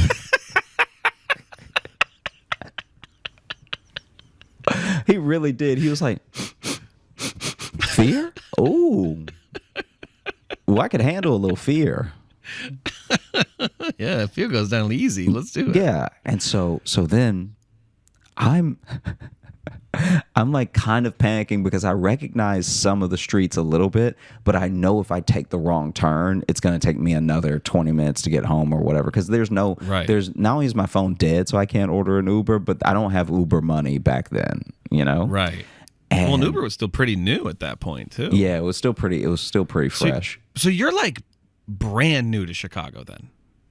I think I had only had this job for 2 weeks. So yeah, wow, okay. I was like very, very new. Gotcha. Okay. Yeah. And I think I had also never, as dumb as it may sound, make fun of me if you want, I don't think I'd ever come home from this angle. So I truly didn't have any sights to recognize. Like, I know what you mean, but calling it angle. Like if you always take a left when you leave your house, and then you know exactly how to get home from everywhere left of your house, and then one day you just end up on the right. Yeah, and you're like, I've never even seen this street before, and I know I'm so close to home, you know? Right. Yeah. And so this crackhead sees me, and he's just like, okay. This crackhead saw me, and it really came at me like you would come at a stray dog. He was like, hey, buddy. Had his hand out for you to sniff. Little guy, like, hey, you lost? Hey, buddy, how you doing? Like, he really... Oh, hey, buddy, from the shadows is never good. And he's coming at me like I'm literally a puppy that's going to run away if he gets too close. Because even his steps are a little too delicate. Like, oh, that's some real like Pennywise energy. Yeah, you know? Yeah. Hey, bud, we all float down here. And he's also as a crackhead, he doesn't look good. So it's that much scarier. Right. It's like, it would be scary if any person at night was like, hey, buddy, you lost? Are you lost? It's like, that's already unsettling. But just imagine they had a little... And for the audience who can't, I'm looking into your eyes in this Zoom call, that was very unsettling. The calmer version you did was much worse. And like, I can't even, okay, I'm trying to describe how he looked in a way that sounds rational, but he just did not. It's going to make me sound crazy to describe how he looked, because he truly didn't. He looked like he had half blown up, because half of his hair was sticking up and to a side, and that same side of body, right? So his whole right side had kind of a suit on. And the rest was just shirt. Okay. Does this make sense what I'm saying? It like he almost looked like Two-Face from Batman, except Two-Face is wearing a different colored suit on either side. This dude had like a suit in tatters that was hanging off of his right side. Okay. His left side was just the shirt. Gotcha. So his left side was way more messed up than his right side. Okay. But his right side from the neck up looked like the side that the bomb went off on. Because it's like his hair was over here, like Einstein-ish on the right side. And the left side of hair was like pretty normal. And then the right side had like a suit, and the left side just had shirt. Remember how when we were kids they had action figures that was like Battle Ravage Spider-Man? Yeah. You know? Yeah. That was like had holes in the outfit. So this Battle Ravage crack. Yes, it is, because it looked like, the best way I can describe it truly is that it looked like he had freshly been hit by a car. Oh God. like he was clearly not okay. And so he starts like inching towards me. He's like, "Hey, buddy. Hey, are you lost? How you doing?" Did he say, "Are you lost"? He said, "Are you lost?" Because he saw me. Oh, God. He saw me run to that corner, but then look around. Oh God. Because I was just trying to get as far as I could on foot while my phone was still alive, but then it died. You know, And he's like, I'll help you get home if you answer these riddles. and he was like, I've never, except in New York, had someone try to rob me, but in such a, clearly they haven't been robbing long.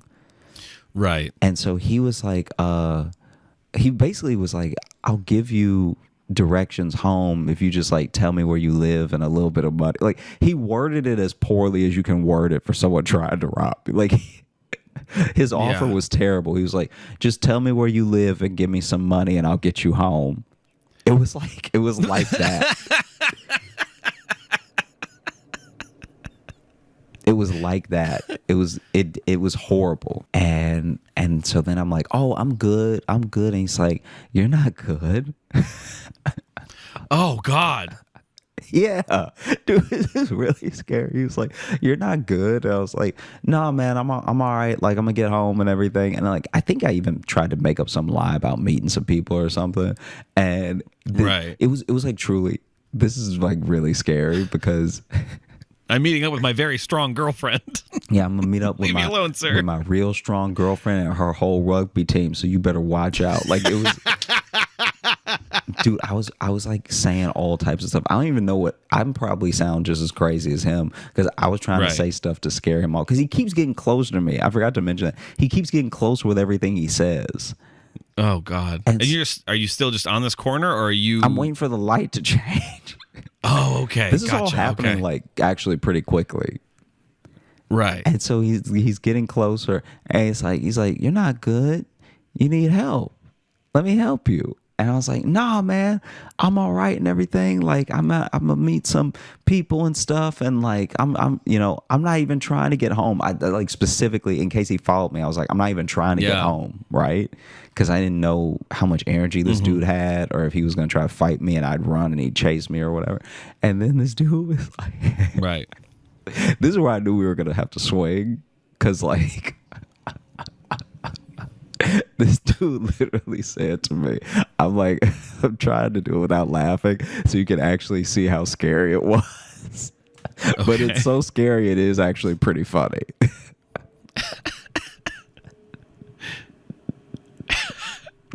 So I'm like, oh yeah, I'm not even trying to get home. I'm just trying to meet up with my friends. And then he said, like, he must have been a crackhead psychic, because then he was like, no one's coming. Oh, God. And to say that to me on the street at night, and technically we're in public. Yeah. Very technically we're in public. Yes. And so to tell me no one's coming, like we're in my own basement. Yeah. Is so crazy. And so he got closer to me, and like, now I'm backing up because I still have a whole, like, I technically could have crossed the street the other direction and then tried to walk and everything, but I was just trying to deal with it as best as I knew how, and it was all happening kind of fast, like while the light was changing. Yeah. And so then he gets a little bit closer to me, and I was like, hey bro, back up, like why do you keep coming towards me and everything? And he was like, I'm trying to help you. I was like, well, I don't need your help. And then he got a little closer, and I was like, dude, back off. And then he pushed me. And like, oh shit, he didn't push me into traffic, but I definitely could have fell in traffic. Like, luckily there was no traffic, because it's like we're at the street corner, you know. So by pushing me, you're pushing me in the street, you know. Yeah. And then he got a little closer, and I just pushed him back and like just started yelling. Like, it just all came out. I was like, oh, fuck off, get out of my face, like all this stuff like that. And he finally like backed up a little bit, and I just crossed the street, and I tried to not look back, because then that's like looking back is a sign of like, I really hope you don't follow me. Right. Yeah. And so then I waited till like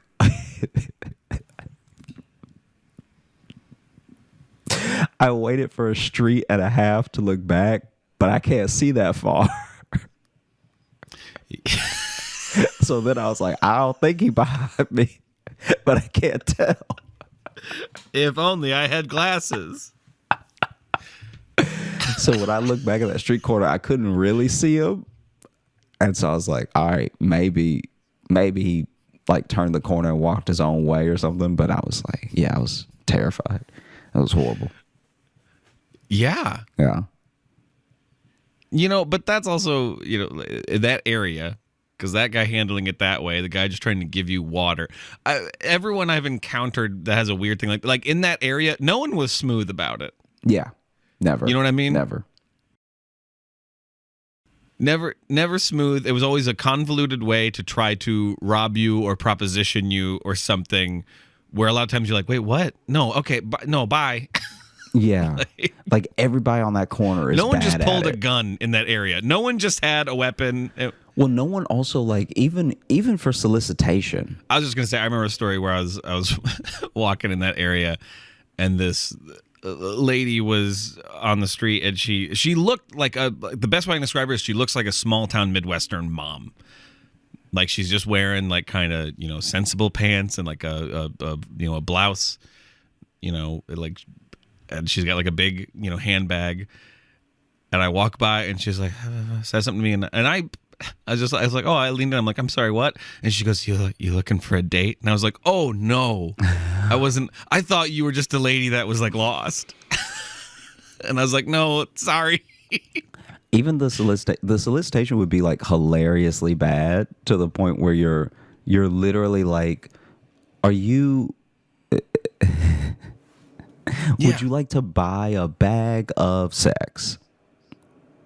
Yeah, like no, that's they the were level that bad in that area. That's the level that because when people were trying to solicit you, you wouldn't even know what they were saying at all. Yeah, not just in volume like in yours, in like the actual description of yes. Like there was a guy that approached me one time, and he like some people blink a lot, it's whatever, but it just felt like he was so cagey about it. Like, how when you ask someone out and they say no and you're like, I didn't want to go out with you anyway, right? Yeah. That's the vibe that he had. So that he approaches me, and then he was like, hey, you want to get out of here or something? You want to like hang out for a little bit? I was like, oh, no, I'm good. And he turned on me. He was like, well, you go to hell, all right? I should pay you to blow me, okay? I was like, wow, all right. Yeah, my buddy Caleb was a target for a lot of interactions like that, like because he lived right next to Pressure, like he lived in that area, and it's like 3 doors down. We'd go from one to the other, and in that you'd have some drunk guy who's just like, oh hey, but like, are you like, where are you going? And he's like, home. He's like, cool, like, but what if you didn't? And it's like, cool, but I am though. What if you didn't? What if I killed you? It's like, yeah, but like, are you guys like gonna go like party somewhere? It's like, no, I'm going home. Yeah. Let's hang out here. No. That also happened to me in New York. There was a guy who was like clearly off on the train, and he just walks up and starts talking to me because I give off that vibe. And so we're not even chatting so much. At first, I think I'm having a new conversation with a stranger, and then I realize he's too dialed in, and he's like telling me all this stuff about like some drama that happened at what I can only assume is like halfway house from the way he described it, and then. And then he gets on the train next to me, which I'm like, oh no, like this is rough. And he's like, so where are you going? I was like, oh, I'm going to do a comedy show and blah blah blah. And he was like, well, I would love to come to that comedy show with you. I was like, oh no, but it was a free show, so it was like there's no stopping him. There wasn't even a cover at the door that could have blocked him. And then 3 stops later, the cops got on the train, and they were like, walked up to him and they were like, get off the train. And for a split second, I thought they might have been talking to both of us. So I'm already like, And then he said something. He was like, what'd I do? And the cop pulled out some pepper spray and just held it to his side and was like, get off the train. And so then he goes with them. And apparently, I don't know, I guess they had been looking for him, or I don't know what it was, because he was acting erratic when he walked up to me on the platform. Right. So, okay. So maybe they just called ahead. Or it'd be great if they like held up a note. They're like, we found your calling card. Yeah. And he's like, you followed the clues. I remember in that area too in Chicago. I can't remember if I've told this story on the podcast before, but this one I still don't know what this guy wanted, what the goal was, or what his plan was. Because it was me and a couple friends. We were leaving a Mexican place. We were leaving with some tacos and stuff. And this guy just appeared out of nowhere. And this is during the day, too. This isn't even at night. He just somehow appeared, and he walks up. And this is his exact voice. This is going to sound like I'm doing a cartoonish voice, but he sounded like a Muppet. Because he just walks out and he goes, "Oh, hey, do you guys have cigarettes?" And we said no. And he goes, "Oh, want one of mine?" Just looking down at your phone. Cool. It's fun to tell stories when you just... No, I'm sorry. Nope, it's okay. It just seemed, that one out. It's fine. It just seemed like Mario. That's what I'm saying. He sounded like a cartoon. And that's what I was trying to pull up in time. And then you called me out. Because I was... I didn't have the timing. But I was like, oh, he sounds like Mario. And this great sight gag is Josh holding up a picture of Mario Lopez. And he held it up to the Zoom camera, so that's not even going to be in the video. Well, you said you were going to cut it, so I didn't know. Oh, yeah.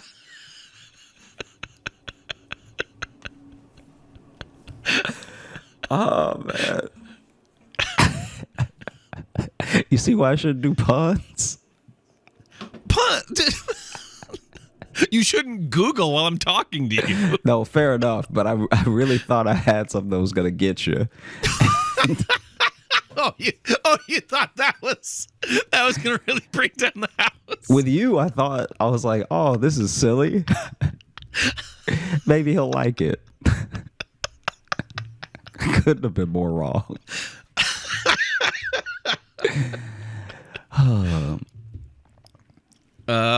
Well, should we open up the mailbag for the Let's do it. first time in 2023? Make it happen.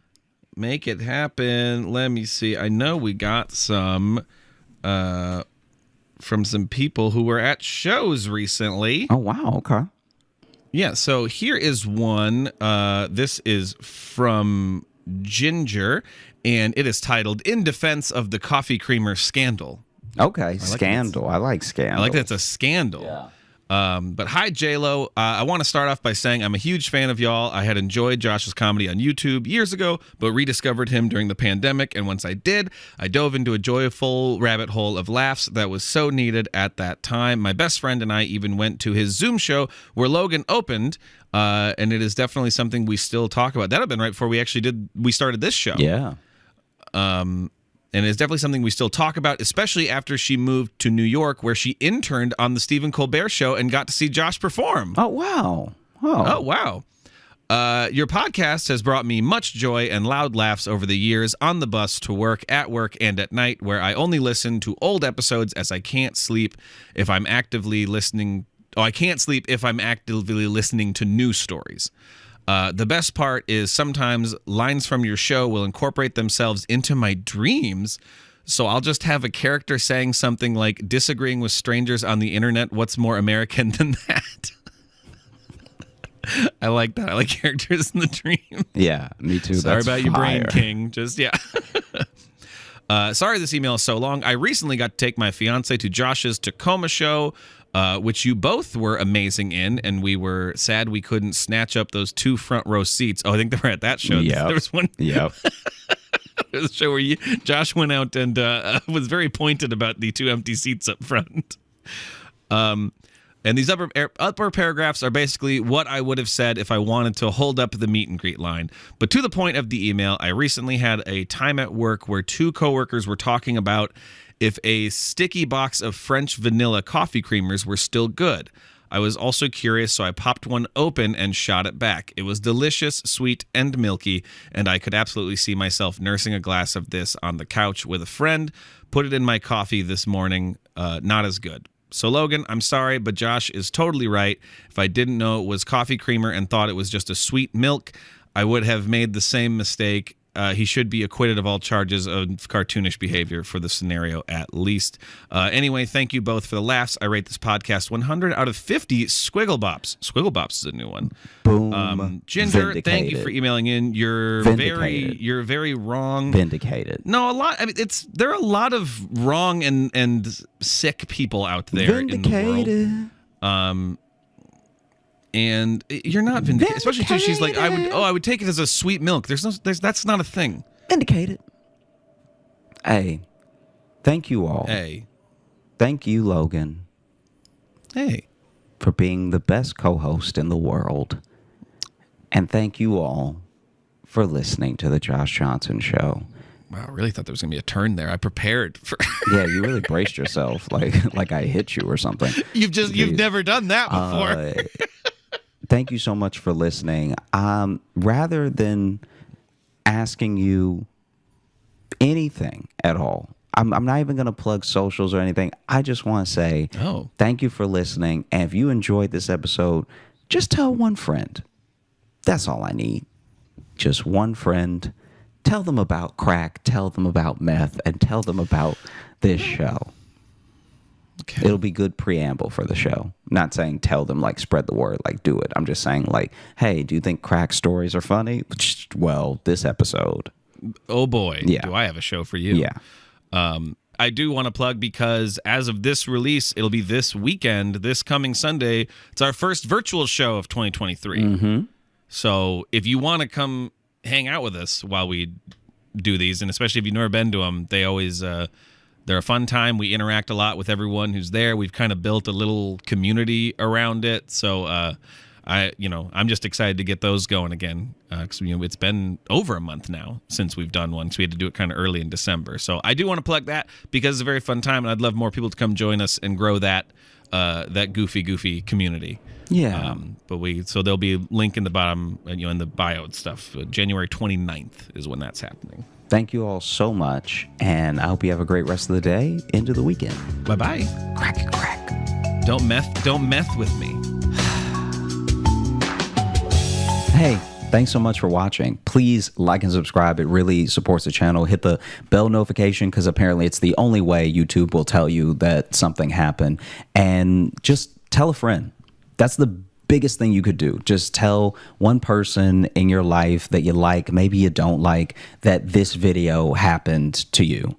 We release the podcast every Thursday on all the podcast apps, so you should find us there and subscribe on those and comment and leave reviews and whatever on all of them. And also, if you want bonus stuff, you can join our Patreon, patreon.com/Josh Johnson Show. We have bonus podcasts and videos and stuff there, and we'd love to see you.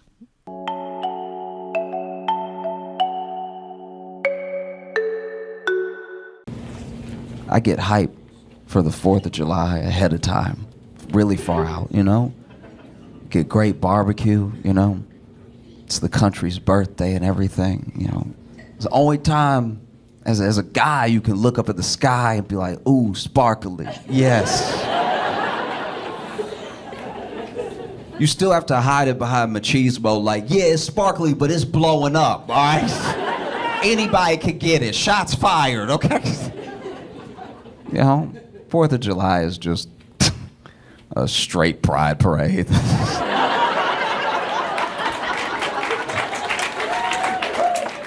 That's all it's ever been, It's just the one time a year guys get to be like, yeah. It's basically, don't act like it's not drag just because you put on a longer beard. Like, you dancing in the street too. That's why I'm always blown away by people who complain about pride and they're like, there's no straight pride parade. I'm like, yours is coming up in a month. Like, you can't give it 30 days. Even when you think about it too, you think about the way that the country came together too. We think of the founding fathers as all these old wise men and everything, because that's when they got painted. They got painted late. They had already survived the war by the time we painted them. When they were in the war, they were much younger. We got the pains when they were like 40. but they fought in the. You think they were fighting in the war old? You know what I mean? Like, yo, you think Washington was in the war like, get 'em, boys?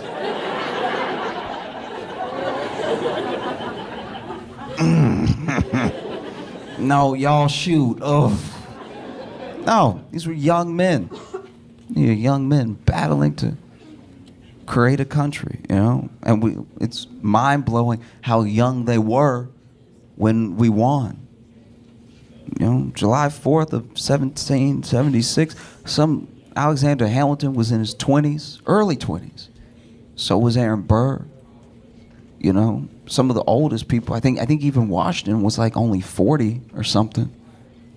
And that's just, it should be a testament to the fact that sometimes, you know, as much as young people don't always know the way, they have the energy to go the furthest, you know? So sometimes it's important to like let young people lead and old people guide, you know? I think that's how you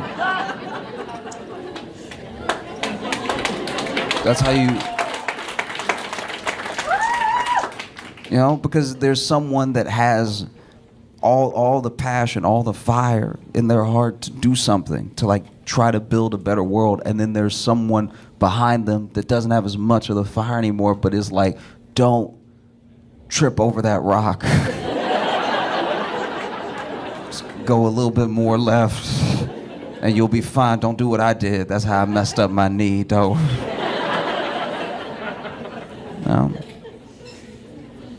No. Founding fathers they're fascinating to me because, you know, they were trying to carve out an ideal into making it, you know, making it substantial, making it real, making it a country and everything. But there were still some pretty deep. I don't know. It's a hard thing to write down. You know, all men are created equal, and then look over and be like, yeah, except. Yeah, I mean. So it's a dream that took time, still takes time, still hasn't been fully realized in the way that it's at least on the paper. You know, like sometimes people have this revisionist history about the founding fathers, like they would have wanted the best for everyone and for all of us to get along. And I'm like, no, they said what they meant. They, do you know what I mean? Like, the founding fathers didn't have slaves, but also be like, one day someone will right this wrong. You know? But I think about how even, you know, people know more about Alexander Hamilton now because of the musical and stuff. But Hamilton, you know, was staunchly against slavery and everything, and he was young, so I'm sure he was like this young kid that people looked at like, this dude doesn't know what he's talking about. He just talks a lot, you know?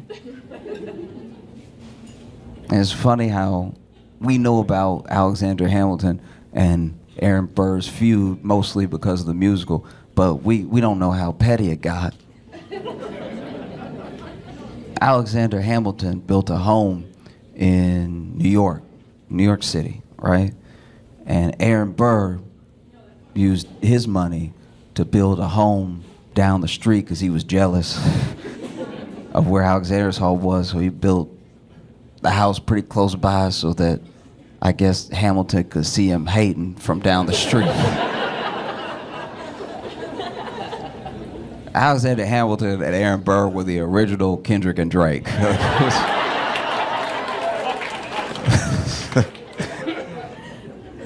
Amazing. I also get excited for the summer. I get excited for July because it usually means, at least for some years, that Will Smith has a new movie out. And it's happened. Bad Boys is out. It's crushing the box office, you know.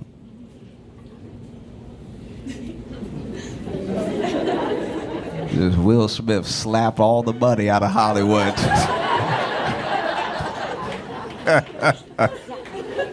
Man, I want them to make as many Bad Boys movies as possible. I want to see these men old. I want there to be so many Bad Boys movies that after a while you're like, boys? I want them to make so many they gotta change it to bad unks. You know.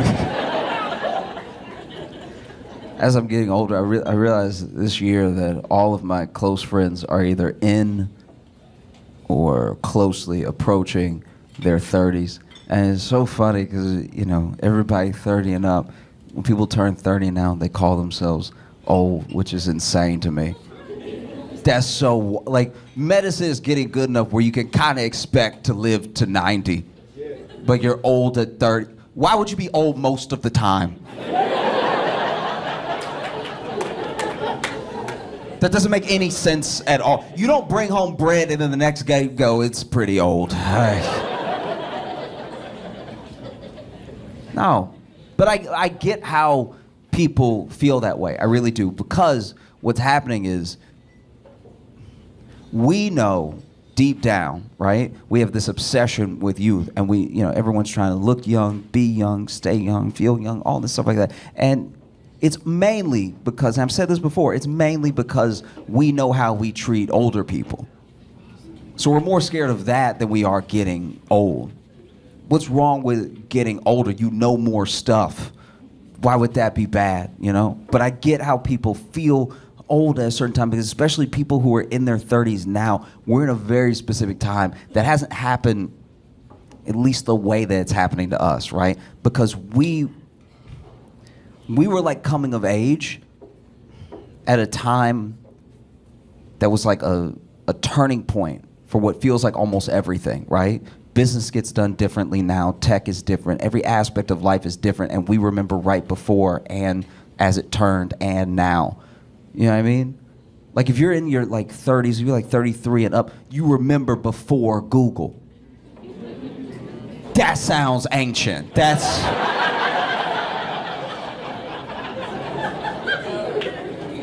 Just to say before Google sounds like another century, because it was. I work with people that are younger than me. I was explaining to someone, and I hate when I have to explain a thing that makes me sound older than I am, because they're a little younger. So then I had to explain before Google to them. And I sounded crazy. I sounded crazy to me, but I was there, so I know I'm not wrong. I sounded insane. I was like, no, because before Google, you had to just know.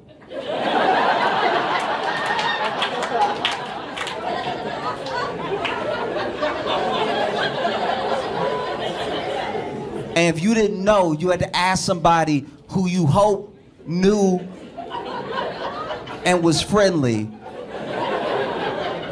And if they didn't know, you had to go online. We still had online. Don't do that. We still had online. So then you had to go online and you had to ask Jeeves. And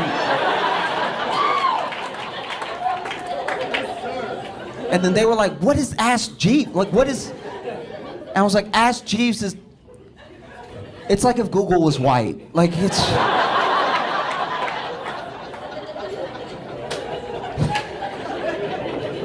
And so you had to ask Jeeves, and if Jeeves didn't know, then you had to go to the library, and you had to ask a librarian. And if the librarian didn't know, they would give you a number with dots.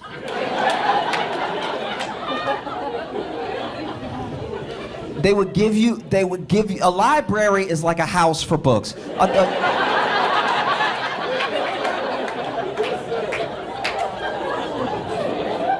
They would give you a number with dots, and then you would go trace the dots and the number to a book, and then you would read the book to see if the answer to your question was in there. And if it wasn't, you would just know a bunch of different stuff.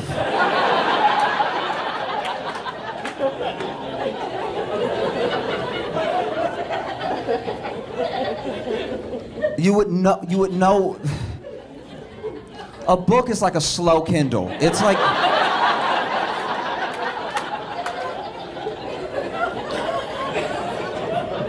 Like you scroll with your finger, but it turns something, like there's something to turn with your finger. It's not, there's no screen.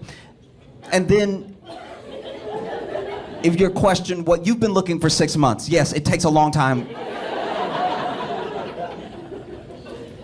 So maybe cut your dad some slack, all right? It used to be harder to know.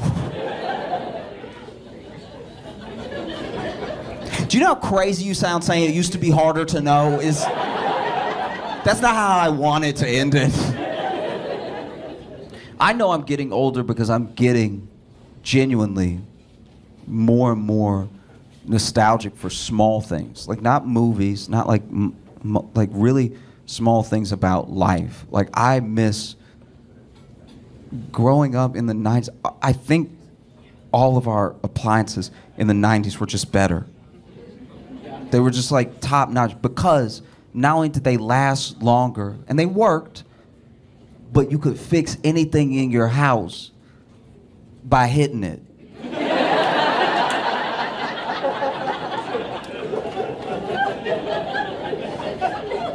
Violence solves so much in the home. Growing up, all you need was some fists and some belief. And you could fix a whole house. Don't need to call a contractor or anything. Like if you had just any appliance, you know? And what was special about it was that you knew how to hit it. You knew how to hit yours. That's very important. It wasn't just you could go hitting stuff, but you got to know your machine and you knew how to hit it specifically to get it to work. And it wouldn't work when you went over to your friend's house. You go over to your friend's house and their thing wouldn't be working and you'd be like, and they'd be like, no, you gotta go.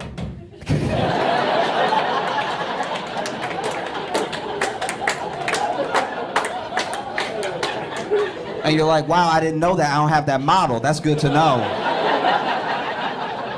So when I upgrade, it's 2. Okay, that's good to know. And it's 2 towards the front. All right, that's good to know.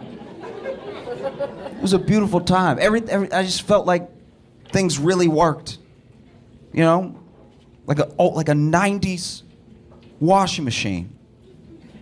A 90s washing machine you could hear it all through if you were lucky enough to have a washing machine in your home, if you had a laundry room in your home, you could hear, no matter where you were in the house, because the washing machine would be whooping your clothes.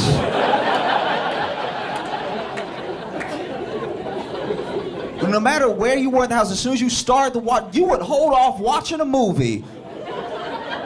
Because you're like, we can't watch a movie and do the laundry. That's not, it's gonna mess up the experience, all right? It would be whooping the state. You could hear your clothes getting beat. And they were all loud and they all just, like the washing machine moved like it had legs. No matter where you were in the house, you could hear your clothes screaming in the machine, just, oh!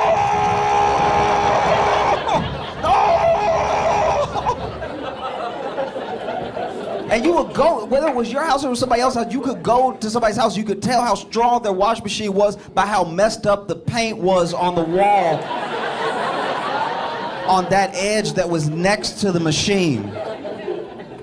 It would be beating your clothes, beating the stains out, horrific stuff, right? To the point where you could, even when you stained the shirt, you could tell, even back in the 90s, your shirts would be like, don't do that to me, bro. No, come on. Hey, no, we good? I'll push it out. I'll push the stain out. Don't send me in there with them.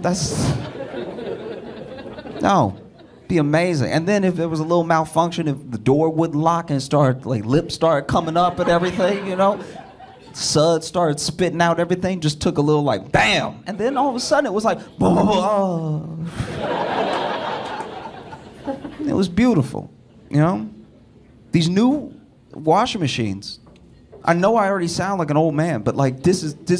I was at an Airbnb. They had a washing machine in the Airbnb, which at first I was very excited about. I was like, oh, it's amazing. You never get this, right? And the washing machine was state of the art, and it was like a Tesla washing machine. It had so many buttons. It had a keyboard's worth of buttons. It had more buttons than I cared to read. Like it was. I just wanted to hit clean. Like it had a handkerchief setting.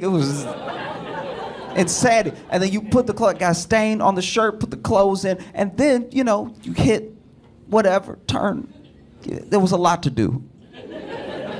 And then you hit, and it starts, and you can tell something is happening because it's spinning, and you can see through it now. You know, it has the little door where you can look in, and it's spinning so fast that the clothes are gone. Like, it's... I was looking, and I was like, I can't tell if it's spinning or if it left. This is crazy, but it was silent, and I didn't like that. I didn't like that it was quiet the entire time, right? Just... But nothing. You couldn't hear anything, right? I didn't even know when the clothes were done. That would have never happened in the 90s. You always knew when your clothes were done because your washing machine would finish beating your clothes. And you would hear,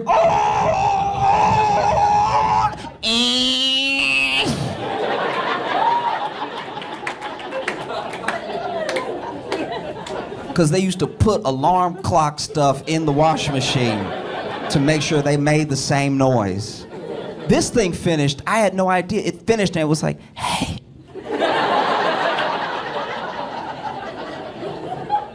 I don't want to disturb you, but I think I did it.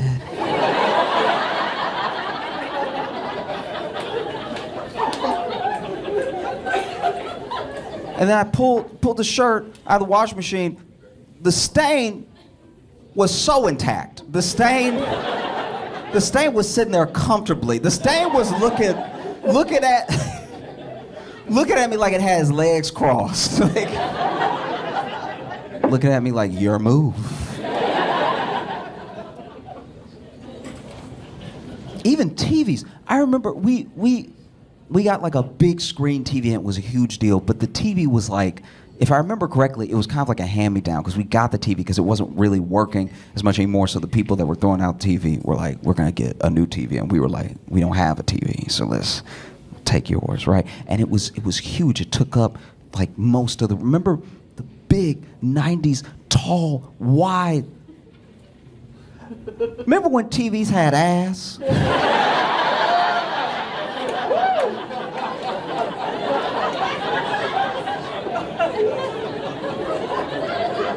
Do you know what I mean?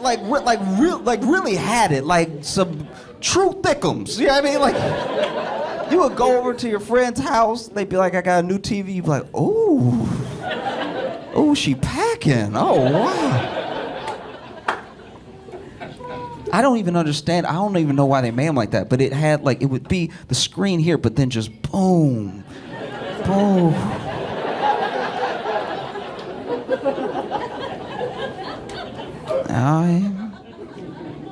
And that was great because even though the TV didn't always work, you know, you knew how to work it, right? Because it would do that thing where all those TVs back then, when they didn't work, they would just get wavy. You remember that? It would be like, I'd put on the news and it would just be like red, blue, green, red, magenta, yellow.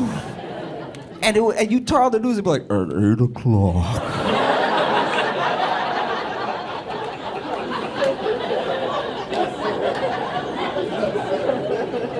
Because I was little when we got this TV, and I remember turning it on and it wasn't working. I was like, Mama, the TV ate a popsicle.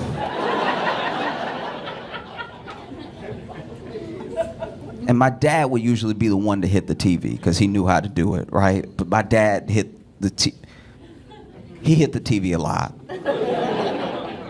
My dad hit the TV so much, sometimes I was wondering if it was really about the TV. You know what I mean? Sometimes my dad would hit TV, I'm like, no, it was working. That's how But my dad hit the TV so much that I think the TV genuinely learned to recognize, hey!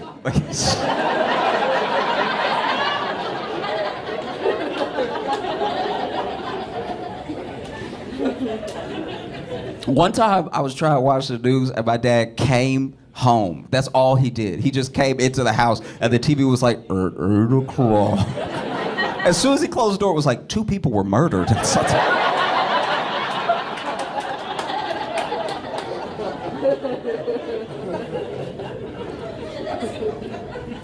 And then I got a TV. I bought a TV for myself as an adult because I wanted to have my own big screen TV. I wanted to have my own, like, oh, I'm sitting at home chilling for the weekend, watching a movie, have a real experience for myself, right? And I bought it. It was too expensive. I took out a car note on this TV. This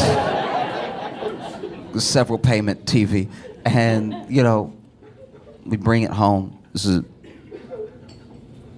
I'm excited initially. I'm super excited because they bring it home and they install it. They mount it on the wall and everything. Smart TV, brilliant TV, good grades TV, right? But I'm trying to watch this TV, and I want to be. I'm not like a dumb person, but like I cannot figure out how to get the subtitles off this TV, and it's like I can't stress how much this is not my fault. All right.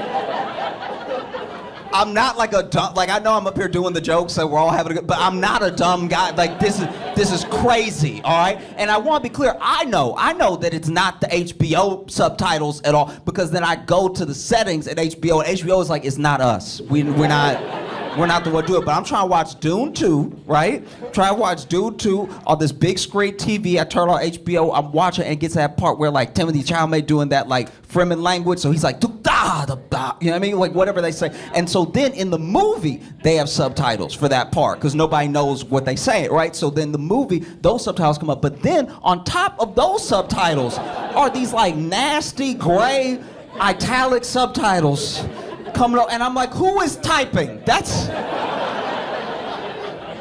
not what I wanted at all, and I can't get it off, and it's great, and it was everything I watched. I would leave HBO, and I go watch something somewhere else, and they were like, and that's not even as bad as when I first got it, because when I first got it, when I first brought the TV home, it had, I don't know how it happened, it had the audio description on. All right. Now, if you, some of you are familiar. So, if you don't know what audio description is, it's basically if you're watching it and you're visually impaired, it will give you both context for what is happening in the show and things that are more like stage direction that are just happening silently, right? So then I don't know that that's on. I don't know.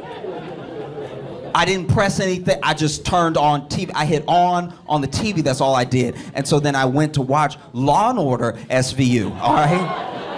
So now I'm watching Law and Order, and Olivia is like handing somebody their ass, right? Like she's just like, you don't know anything about Survivor. You don't know anything. And then she walks out of the room, and then as she walks out of the room, my TV is like, Olivia leaves the room, and I'm like, who is that? Who is that? Who is in here? And I went to the settings. I went to Peacock. I went into the settings, and the Peacock settings were like, it's not us. We're not doing that. I've used remotes all my life. I've all the time used the remote, and I pressed the remote was not remoting. Finally, it was off. I don't even know what I did. Maybe I didn't do anything. Maybe the TV just decided to stop doing it. I have no idea. But I was watching a different episode, and Olivia was once again handing somebody their ass. You don't know anything about Survivor. You don't know anything. And then she left the room, and I was like,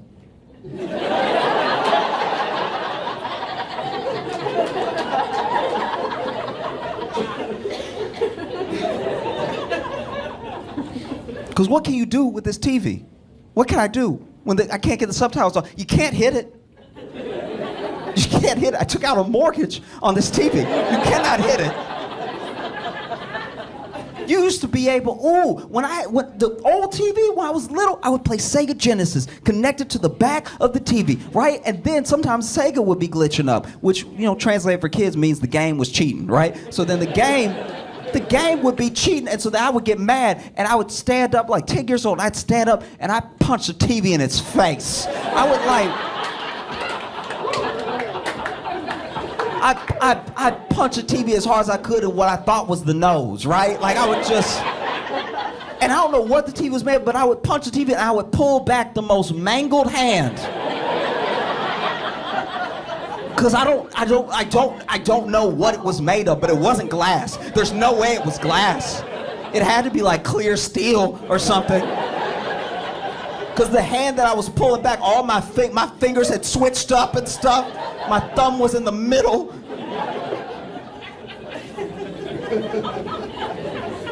And now you can't punch a TV at all. You can't even dust this TV. You just gotta bargain with it. You used to be able to hit everything. The only thing you didn't hit back in the day was the microwave. And I feel like you didn't hit the microwave because then and now, we don't really understand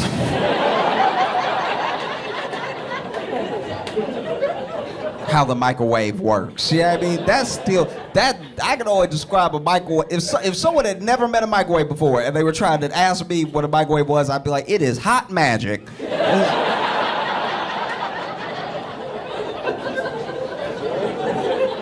Yeah, I mean, they put some hellfire to good use and just, it gets the soups hot when you put it in there. My grandma, when I was little, she had what I imagined was the second microwave ever made. Like, it was one of the oldest microwaves I've ever seen, and it didn't make any sense. We would try to get rid of it all the time because it was so old that the door handle for the microwave looked like a door. Like, it just... And then the buttons, she had it for so long. This had to have been, maybe it was the first microwave. She had it for so long that all the buttons had faded. So you don't know what you're pressing. I don't know what's potato and what's two. Like, every time you put something in this microwave, it's a gamble, right? You don't know if you're hitting defrost, if you're hitting 9 or whatever. And so there was one time that everybody was cooking in the kitchen, but I wanted to make some easy mac in a little cup, so I flipped it open, put the water in, tried to put it in the microwave. It was like dun dun dun dun dun, because I just had to go by feeling, because all the buttons were like outies. Does that makes like all the buttons were poking out like.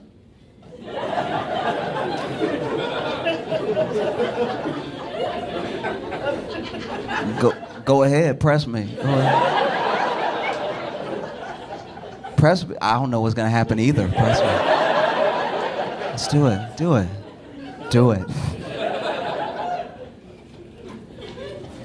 Now, I remember I pressed the buttons and put the easy mac, but there's so many people in the kitchen. I'm getting pressed up against the microwave, and I didn't hit it. I just was pressed up against it, and my whole face started to get hot. And I was like, y'all, this is leaking. I don't know. It is leaking magic in the kitchen. We need to evacuate.